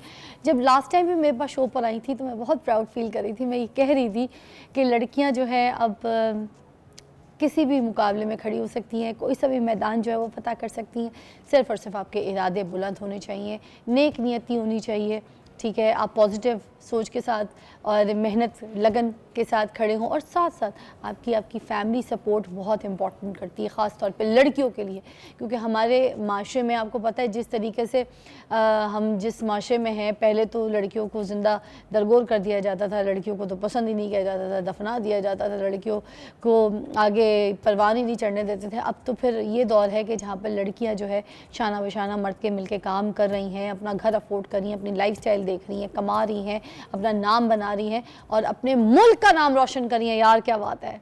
उसी तरह मेरे पास हैं सुहेल सिस्टर्स जो पहले भी आई, उन्होंने अपनी कामयाबी का जश्न जो था वो हमारे साथ सेलिब्रेट किया था, और अभी ये गई हैं साउथ अफ्रीका तीनों, और वहाँ पर जाकर उन्होंने कंपटीशन में हिस्सा लिया। और मैं आपको ये बात बताऊँ कि 18 मेडल जीत कर आई हैं यार, वाह, लवली, ज़बरदस्त।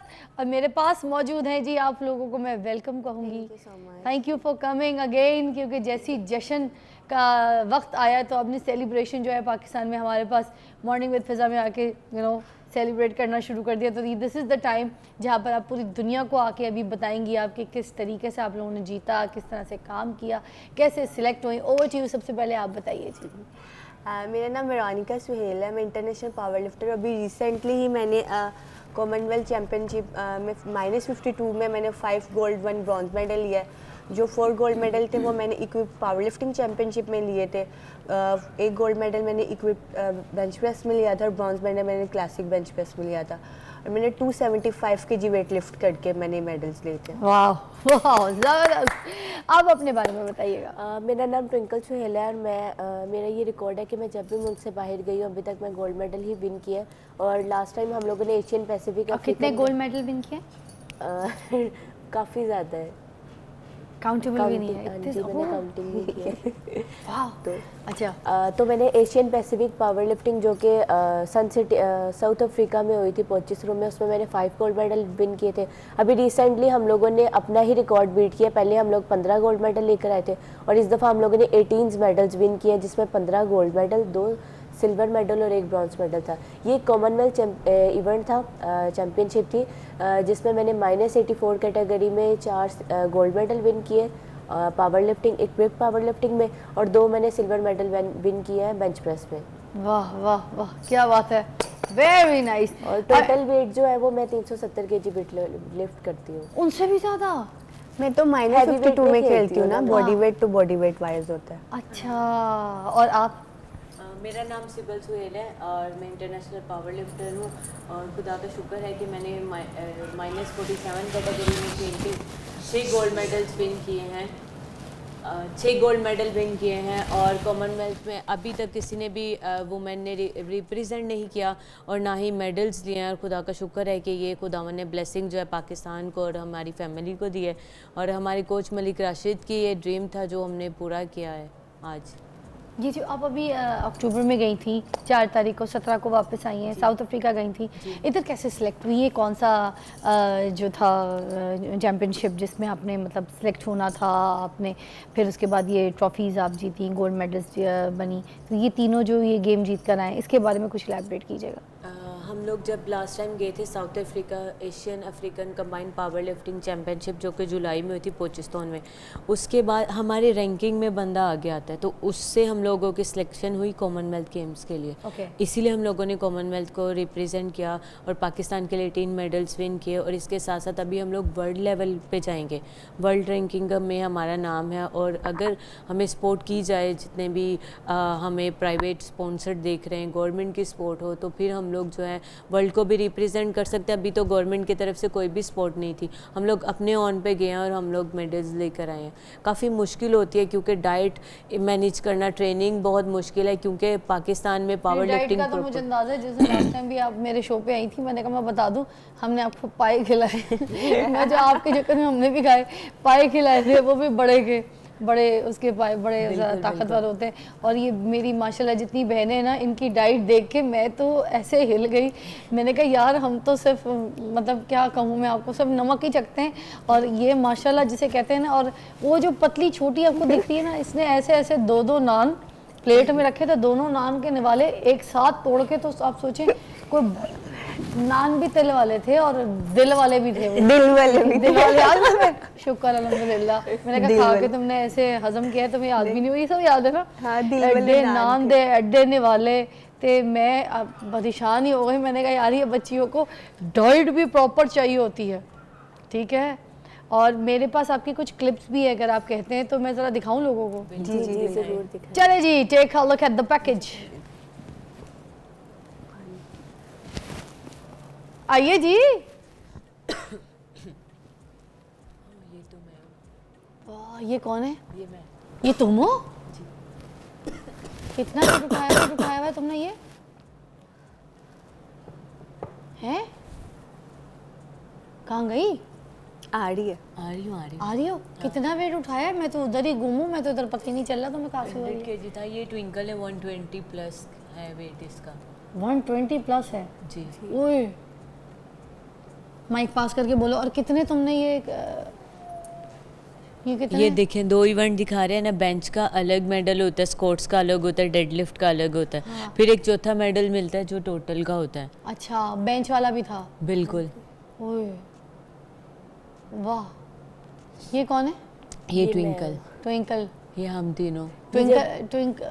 ये सेंटर में, अच्छा तीनों, वाह वाह वाह वाह। पाकिस्तान की तरफ से वुमेन हम 3 लड़कियां थी। हाँ। तो फिर उन्होंने जो हमारा वो था नेशनल एंथम, वो एक साथ किया था। लड़कियों में और भी लड़कियां थी, और भी मुल्कों से थी? बहुत ज़्यादा लड़कियां थी, बहुत ज़्यादा थी। इंग्लैंड था, कनाडा था। जब हम लोग अपना पहला इवेंट फाइट कर रहे थे ना, तब तो ना हम लोग ना वार्म अप रूम में ऐसे ही बैठ गए। हमने कहा इतनी देर बाद हमारी टर्न आ रही है ना कि हम बिल्कुल ठंडे हो गए थे। इतने लोग थे? और सन सिटी वैसे भी वेदर में ना बहुत ठंडा था। 7 बजे हमारा स्टार्ट होता था और रात को 11 बजे हमारा इवेंट खत्म होता था। इतनी ज़्यादा पार्टिसिपेशन की लड़कियों है।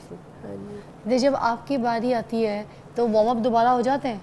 हो जी जाता वो है दोबारा फिर सेट वगैरह लगाना पड़ता एनर्जी वेस्ट होती है दोबारा वार्म अप करते हुए। दोबारा वार्म करना क्योंकि एक पड़ता है। दफ़ा बारी आती है अगर 35 लड़कियां तो 35वीं बारी फिर आपकी आती है सेकेंड राउंड पे। अच्छा फिर थर्ड राउंड ये एक स्क्वाट्स की होगी, 9 लिफ्ट्स होती हैं तो 9 की 9 लिफ्टें ऐसे ही लगानी होती हैं। मींस के भी सिर्फ एक स्क्वाट की इवन को ये एक तस्वीर है जिसमें इंडिया ने भी जीता है। जी जी जी बिल्कुल। ये क्या है? ये ये बेंच bench प्रेस press था, पे। ट्विंकल के साथ इंडिया की फाइट थी। तो अब ना मेरा और विनोनिका का इवेंट चल रहा था तो असल में ना ट्विंकल- हम इनको भी बीट कर सकते हैं, बट ये है कि हमें गवर्नमेंट की सपोर्ट नहीं है। हमारे प्रॉपर तौर पे क्या सपोर्ट चाहिए? मतलब हमें ये सपोर्ट चाहिए कि हम जब भी मुल्क से बाहर गया अपने ऑन पे गया। अच्छा। हमें प्रॉपर तौर पे tickets, accommodation, anti doping fees ये हमारी सारी पे की जाए ताकि हम लोग मेंटली रिलैक्स होकर कैंप ट्रेनिंग कर लगाया जाए सकें। जिसमें कैंप में प्रॉपर डाइट हो, हमें पाकिस्तान से बाहर ट्रेनिंग्स के लिए भेजा जाए ताकि हम लोग और अच्छी टेक्निक सीख कर आ सकें। क्योंकि देखें हम अच्छा मेरी बात सुनो, इस पर डिटेल पे बात करते हैं। तुम्हारी बात सही है, तो बिना सपोर्ट के अपनी जेब से खर्चा करके जाते हो, मिलता भी कुछ नहीं है। बिल्कुल और ऐसे पूरे ही। पाकिस्तान का नाम रोशन कर रहे हो। लड़कियां यार ऑल द वे पूरी दुनिया के कितने कितने ममालिक से जाकर टक्कर लेके तो कंपटीशन कर रही हैं। हमें किस तरीके की सपोर्ट चाहिए, ब्रेक के बाद बात करेंगे। Stay tuned.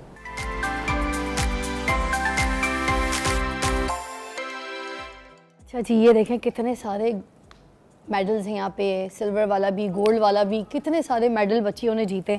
अच्छा गवर्नमेंट लेवल से आप लोग को कुछ नहीं मिलता, ठीक है, अपनी जेब से पैसा लगा के जाते हैं, ठीक है, उधर से भी जब आप विन करते हैं उधर भी आपको कुछ नहीं आगे से मिलता। जाती कैसे जब आप अपनी जेब से जा रही होती हैं, कैसे जा रही होती हैं, सॉरी कैसे जाती हैं गुड़िया, बताएं किस तरीके से जाती हैं, कितना कोई खर्चा आ जाता है, किस तरीके से ट्रैवलिंग होती है, क्या होता है? अच्छा खासा खर्चा आ जाता है क्योंकि टिकट्स का अरेंज करना पड़ता है, अकोमोडेशन का अरेंज करना पड़ता है, और जो हमारी एंटी डोपिंग फीस होती है वो काफ़ी ज़्यादा होती है। और ये सारा कुछ हम लोग खुद एक ही गेम पे करते हैं। जाने के लिए जब कंपटीशन के लिए जाती है कितना खर्चा हो जाता है तीनों बहनों का? मैक्सिमम अब हमारी जो टिकट्स थी इस दफ़ा की वो 25 लाख की तो टिकट्स हुई थी क्योंकि हम लोग एमरिक्स और उस पे गए थे हाँ। इत्तेहाद पे। हाँ। और उसके बाद जो होटलिंग थी वो काफ़ी ज़्यादा एक्सपेंसिव वो थी क्योंकि Sun सन City सिटी में थी। 25 लाख रुपए गवर्नमेंट ने दिया ही होगा। नहीं नहीं गवर्नमेंट ने तो 1 गवर्नमेंट ने रुपया हमें भी सपोर्ट नहीं नहीं दिया। किया। बाकायदा हमारे जो पंजाब स्पोर्ट्स बोर्ड के डीजी साहब थे परवेज इकबाल, उन्होंने लास्ट इवेंट पे जब हम लोग 15 मेडल्स विन करके आए थे तब उन्होंने प्रेस कॉन्फ्रेंस में भी बोला था कि हम इनको नेक्स्ट में फुल्ली सपोर्ट करेंगे, बट उन्होंने कोई भी सपोर्ट नहीं की हमें। और तो ये बाकायदा होटल हमें स्टे वहाँ पे ये सारा कुछ हम लोगों ने खुद ही होटलिंग अरेंज भी किया था। 11 लाख की पड़ी है हमें क्योंकि एक्सपेंसिव बहुत ज़्यादा था वो। 25 लाख का स्टे, 11 लाख की होटलिंग। कितने दिन रुके थे और आप? एंटी डोपिंग हम लोग पाउंड्स में वहाँ अलग पे पर किया था। 12 डेज थे। 12 दिन। अच्छा कोई और फिर जब जीतते हैं तो भी कुछ? अभी तक तो कुछ भी नहीं ना, उधर से आईपीएफ से तो वो होता ही इनफैक्ट नहीं है। जब हम उधर एयरपोर्ट पे आए तो मैं तो एयरपोर्ट देख के परेशान हो गई थी कि जैसे पहले हम आए थे तो इतना ज़्यादा क्राउड था, इतने लोग लेने आए, और मैं एयरपोर्ट से बाहर निकले मैं देख रही हूँ अच्छा कोई अभी हमें हार पहनाने आएगा, अभी ऐसे ऐसे मैं देख रही हूँ, और मैं पैदल ही इतनी ऐसे बड़ी जीत के बाद बाहर कोई नहीं आया लेने? कोई भी नहीं आया, और मैं ऐसी पार्किंग एरिया तक बस देखती देखती परेशान होती आ गई, और ऐसे 50 लाख परेशान होती खर्चा घर आ करके गई। मुल्क का नाम रोशन करके जीत के गोल्ड मेडलिस्ट बन के, ठीक है, उसके बावजूद जब आप आए तो बाहर से कोई गवर्नमेंट लेवल पे कोई ऑफिशियल बंदा आपको नहीं, कोई रिसीव भी नहीं करने, receive कोई करने। फूल पहनाने, कोई खुशी, कोई सेलिब्रेशन के लिए नहीं, आपका इस्तकबाल तक नहीं किया, कुछ भी नहीं, बल्कि आप कल ही थे देख रही है कि कितने कोई सोच रही सा की होएगा। इसको तो बहुत था कि लोग आएंगे बुके 50 लाख खर्चा कर दिया है। अच्छा मुझे ये बताइए, ये जो कपड़े हैं ये आपको गवर्नमेंट ने बना के दिए यूनिफॉर्म? नहीं ये भी हमने खुद बनाए। बनवाए, हाँ जी ये भी खुद ही बनवाए। पाकिस्तान ने आपको कुछ नहीं दिया, आप ही पाकिस्तान को दिए जाती हैं। कुछ भी नहीं दिया, ये सारा ये यूनिफॉर्म सब कुछ ये सारा आपने खुद बनवाया है, सिलवाया है, बिल्कुल। खुद पाकिस्तान बन के घूम रही है पूरी दुनिया में। और यार आप लोग कोई सपोर्ट करने वाला नहीं है?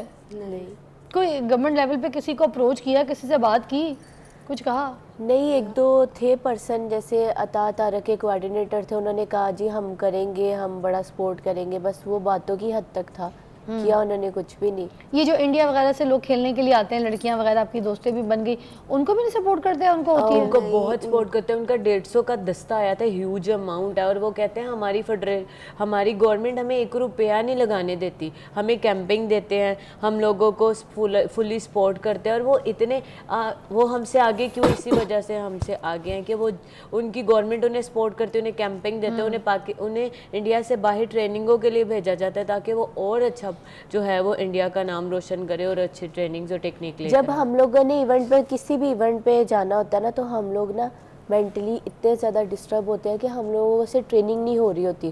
क्यों हम लोग स्पॉन्सर्स के तारड़ पीछे। साहब और मरियम नवाज जी आपसे अपील करेंगे, हम यहाँ ये प्यारी प्यारी बच्चियाँ, मैंने टैलेंटेड होनहार बच्चियाँ बिठाई हैं जो पाकिस्तान बन के घूम रही हैं, पूरी दुनिया में ट्रैवल कर रही हैं, इतना एक्सपेंस खर्चा करती हैं, 50-50 लाख रुपए इनकी ट्रैवलिंग का खर्चा है, और जाती हैं आती हैं। 18 गोल्ड मेडलिस्ट बच्चियाँ जो गोल्ड मेडल जो है वो जीत चुकी हैं, गोल्ड मेडलिस्ट बच्चियाँ हैं तीनों, और बड़ा दिल से, प्यार से, मोहब्बत से काम करती हैं और पूरे पाकिस्तान का जो है ना नाम सर बुलंद कर रही हैं। मैं चाहूँगी कि गवर्नमेंट लेवल पे इनको सपोर्ट होनी चाहिए ताकि इन जैसी आगे भी और भी जो बच्चियाँ हैं जो अपना नाम बना सकें, अपना काम कर सकें, अपनी चीज़ें थोड़ी सी छोड़ के साइड पे रख के ज़रा लोगों के बारे में भी सोचें, जो लोग बहुत मेहनत कर रहे हैं उनके लिए भी कुछ करने की कोशिश कीजिएगा। और आखिर में मैं ये ज़रूर कहूँगी कि ये वो बच्चियाँ हैं जो कहती हैं पाकिस्तान जिंदाबाद। मेरे साथ हैं सुहेल सिस्टर्स, ये वो गोल्ड मेडलिस्ट गर्ल्स हैं जिन्होंने पाकिस्तान का नाम रोशन किया है पावर लिफ्टिंग चैम्पियनशिप में। कॉमनवेल्थ गेम में 18 मेडल्स जो हैं ये जीत कर आई हैं, और इससे पहले 15 मेडल्स जो थे वो जीत कर आई थी।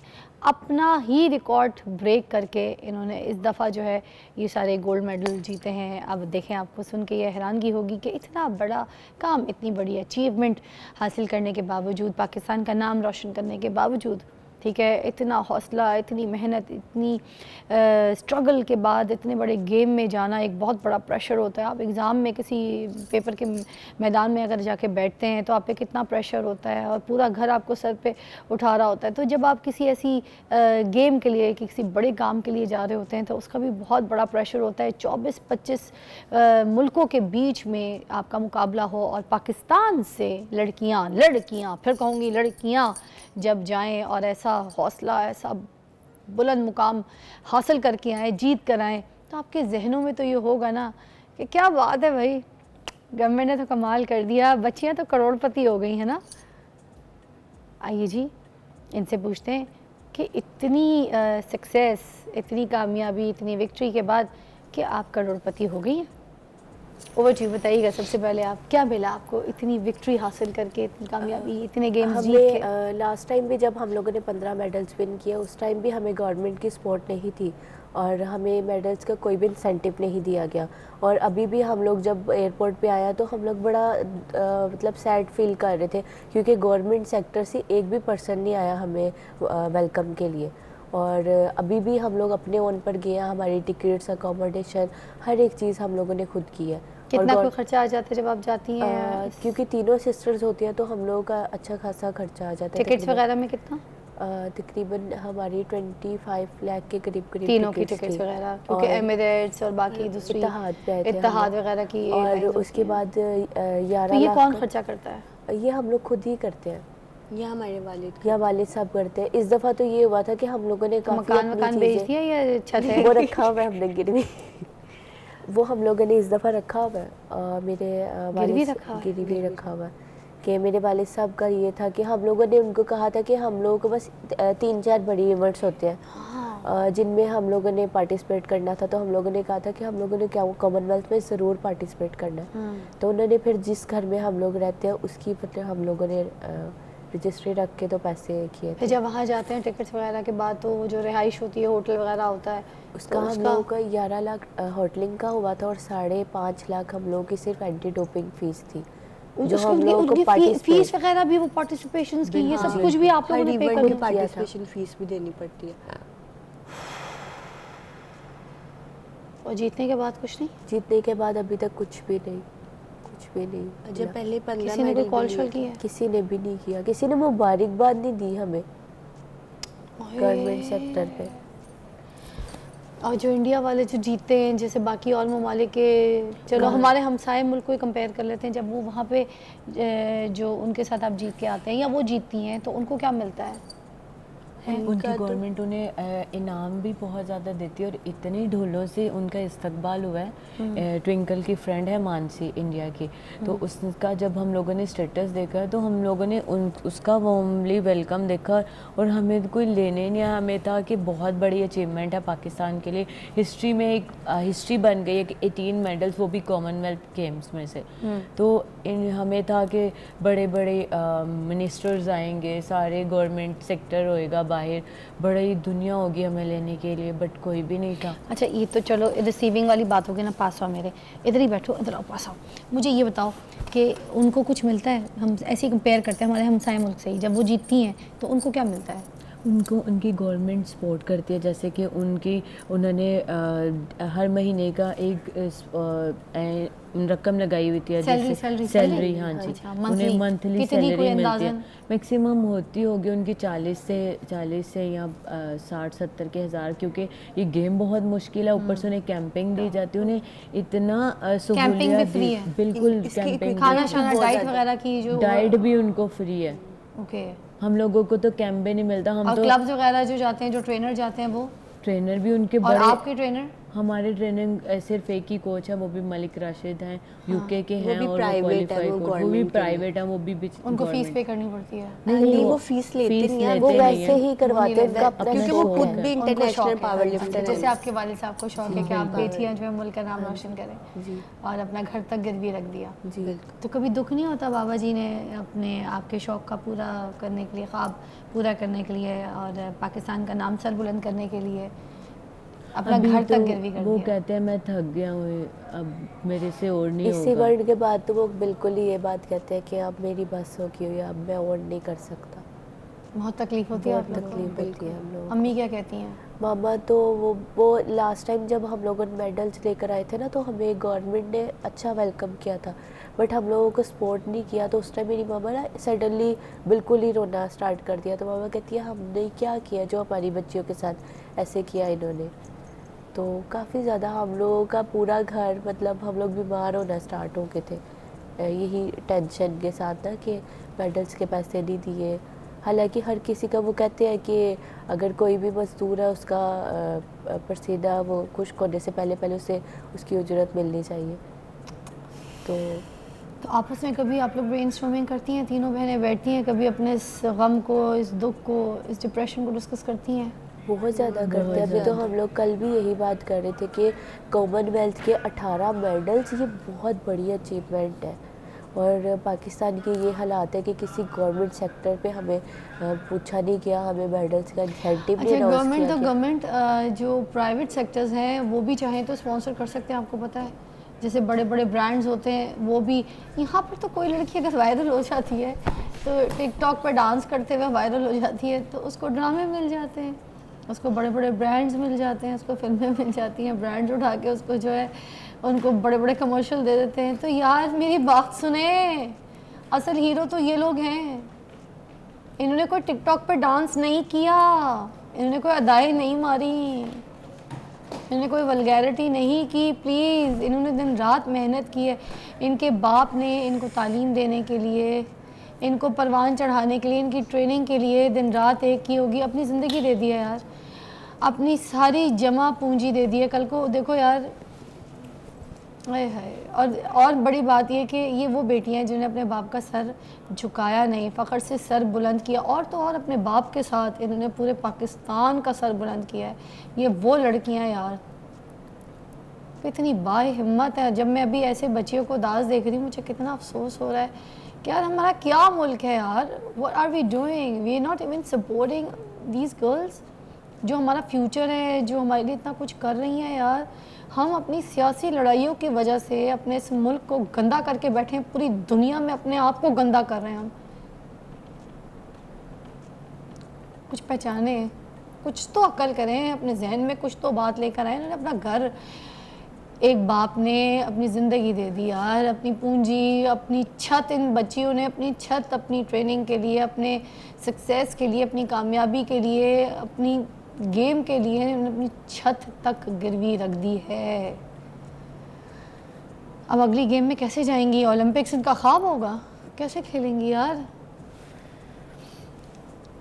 25, 30, 40 लाख रुपए कैसे खर्चा करेंगी? गवर्नमेंट के लिए कोई मुश्किल नहीं है, it's very easy for to support these girls. Government तो इतना तो फ्यूल ही लग जाता होता है गाड़ियों के, जो समझ आ तो रही होगी आपको मैं क्या कह रही हूँ। खुदा के लिए अपने मुल्क के टैलेंट को ज़ाया होने से बचा लें। आपको इंडिया वाली क्या कहती थी, साथ लेके जाना है आपको बैग में डाल के, क्या कहती थी बताया ना काफी जरा, ज्यादा। आपका टैलेंट बताऊँ ना मैं दुनिया को, बताएं क्या कहती थी जब आपको, हम क्या नाम लोग, था उसका? मानसी नाम था उसका लड़की का, और काफ़ी अच्छी उसकी और हमारी दोस्ती हो गई थी, तो उसका तो बस चलता तो वो मुझे अपने साथ ही ले जाती। वो अभी भी मुझे कॉल करती है और कहती है कि आप हमारे पास आओ इधर, और मैं इधर ही रख लूँ आपको। तो काफ़ी मतलब वो भी काफ़ी डिसहार्ड हुई थी कि आपकी गवर्नमेंट सपोर्ट नहीं करती, हमारी गवर्नमेंट तो इतनी सपोर्टिव है। हमने कहा यार नहीं करती। कोई और मुल्क की टीम उठा ले तुम्हें, जैसे बुला रही है, बोल रही है, चली जाओगी क्या? वो तो बिल्कुल हमें भी कह नहीं। भी रहे हैं, हमें साउथ अफ्रीका वाले कह रहे तुम हैं। जाओगी? तो मतलब हम जाना तो नहीं चाहते हैं, पर अगर पाकिस्तान में हमारे साथ किया क्या जा रहा है, हमारे मेडल्स को नहीं सराहा जा रहा, हमें नहीं सराहा जा रहा। यही अगर हम किसी और कंट्री से होते तो आप इमेजिन नहीं कर सकते गवर्नमेंट हमें कहाँ से कहाँ ले जाती। देखें ऑफर्स है, इंटरेस्ट है, लोग बुला रहे हैं, मगर नहीं, बच्चे नहीं जाना चाहते। इसी तरह सारे लोगों को आपने बाहर भेज देना है, सारे हमारा टैलेंट जो है वो मुल्क से बाहर चला जाएगा। हमने क्या करना है इस अकेले मुल्क में रह के? सारे नालायक इस मुल्क में रह जाएंगे, निकम्मों के साथ बैठ के क्या करेंगे, क्या कर लेंगे? टैलेंट को ज़ाया ना होने दें। सोचें, एक बाप का ख्वाब होता है कि बेटियों की शादी करनी है, उसके लिए पैसे जमा करते हैं, मगर उन्होंने अपनी बेटी के गेम के लिए, उसकी ख्वाहिश के लिए सारा कुछ कुर्बान कर दिया है। सर झुका के बैठी, मेरा वैसे दिल बड़ा रोने वाला हो रहा है, मगर मुझे बड़ा कंट्रोल करके बोलना पड़ रहा है। तीनों बेटियां सर झुका के बैठी हैं कि इतनी कामयाबी, इतनी सक्सेस, इतनी विक्ट्री के बाद what are we giving to them यार? क्या स्टेटस दे रहे हैं हम इनको यहाँ पे, क्या दे रहे हैं? कुछ भी तो नहीं दे रहे। और वो फिर भी अपने मुल्क का नाम रोशन करना चाहती हैं, मगर कैसे खेलेंगी आगे ओलंपिक्स, कैसे खेलेंगी, कैसे जाएंगी? यार यूनिफॉर्म तक खुद बनाया यार, शर्म आनी चाहिए। खुद पाकिस्तान बन के घूम रही हैं, खुद कपड़े यूनिफॉर्म बना के घूम रही हैं।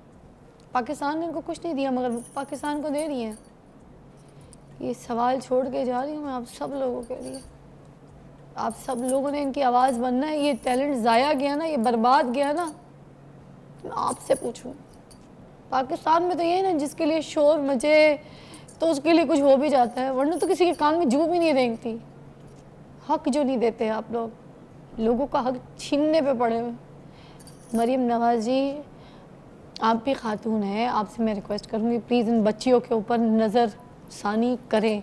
आप टैलेंट को प्रमोट करती हैं। मैंने तो, मुझे लगता है ये शो का जो बेड़ा लिया है वो मैंने, मरीम जी आपके पास केस भेज के पता नहीं मैं कितने आपके पास केस भेज चुकी हूँ। मेरी रिक्वेस्ट है इधर नज़रसानी कीजिए। ये टैलेंट बर्बाद हो गया ना, इनका जो गिरवी घर है वो छुड़वाएं, इनको सपोर्ट करें आगे, ताकि ये मुल्क का नाम रोशन कर सके और ओलंपिक्स में जाएं, पाकिस्तान का नाम रोशन करें। बहुत स्ट्रॉन्ग है, बड़े पावरफुल बच्चे हैं ये। मेरा तो दिल फट रहा है, मेरा कलेजा फट रहा है ये सारी बातें सुनकर, मगर मैं इनको सपोर्ट करूँगी और मैं चाहती हूँ आप भी सपोर्ट करें। और बाहिम्मत लड़कियाँ हैं, देखें इनकी आवाज़ जो है वो आज मैं आपके सामने बनकर आपसे रिक्वेस्ट करूँगी, जितनी आवाम है, जितने ब्रांड्स हैं, हुकूमत है, ये सारे मिलकर इनको सपोर्ट करें। यार ये आप इतने बड़े बड़े बालों के कमर्शियल में, तो साबुन के कमर्शियल में, या आप कोई डांस करने वाली टिकटॉकर हो, कुछ हो, तो फ़ौरन आप यूँ उठा के ना, तो उनकी जान छोड़ें। ये जो टैलेंट है इनको पकड़ें, इनको स्पॉन्सर करें। मुझे दे जी इजाज़त, ये सवाल छोड़कर जा रही हूँ, अब आपके ऊपर है कि आप क्या करते हैं।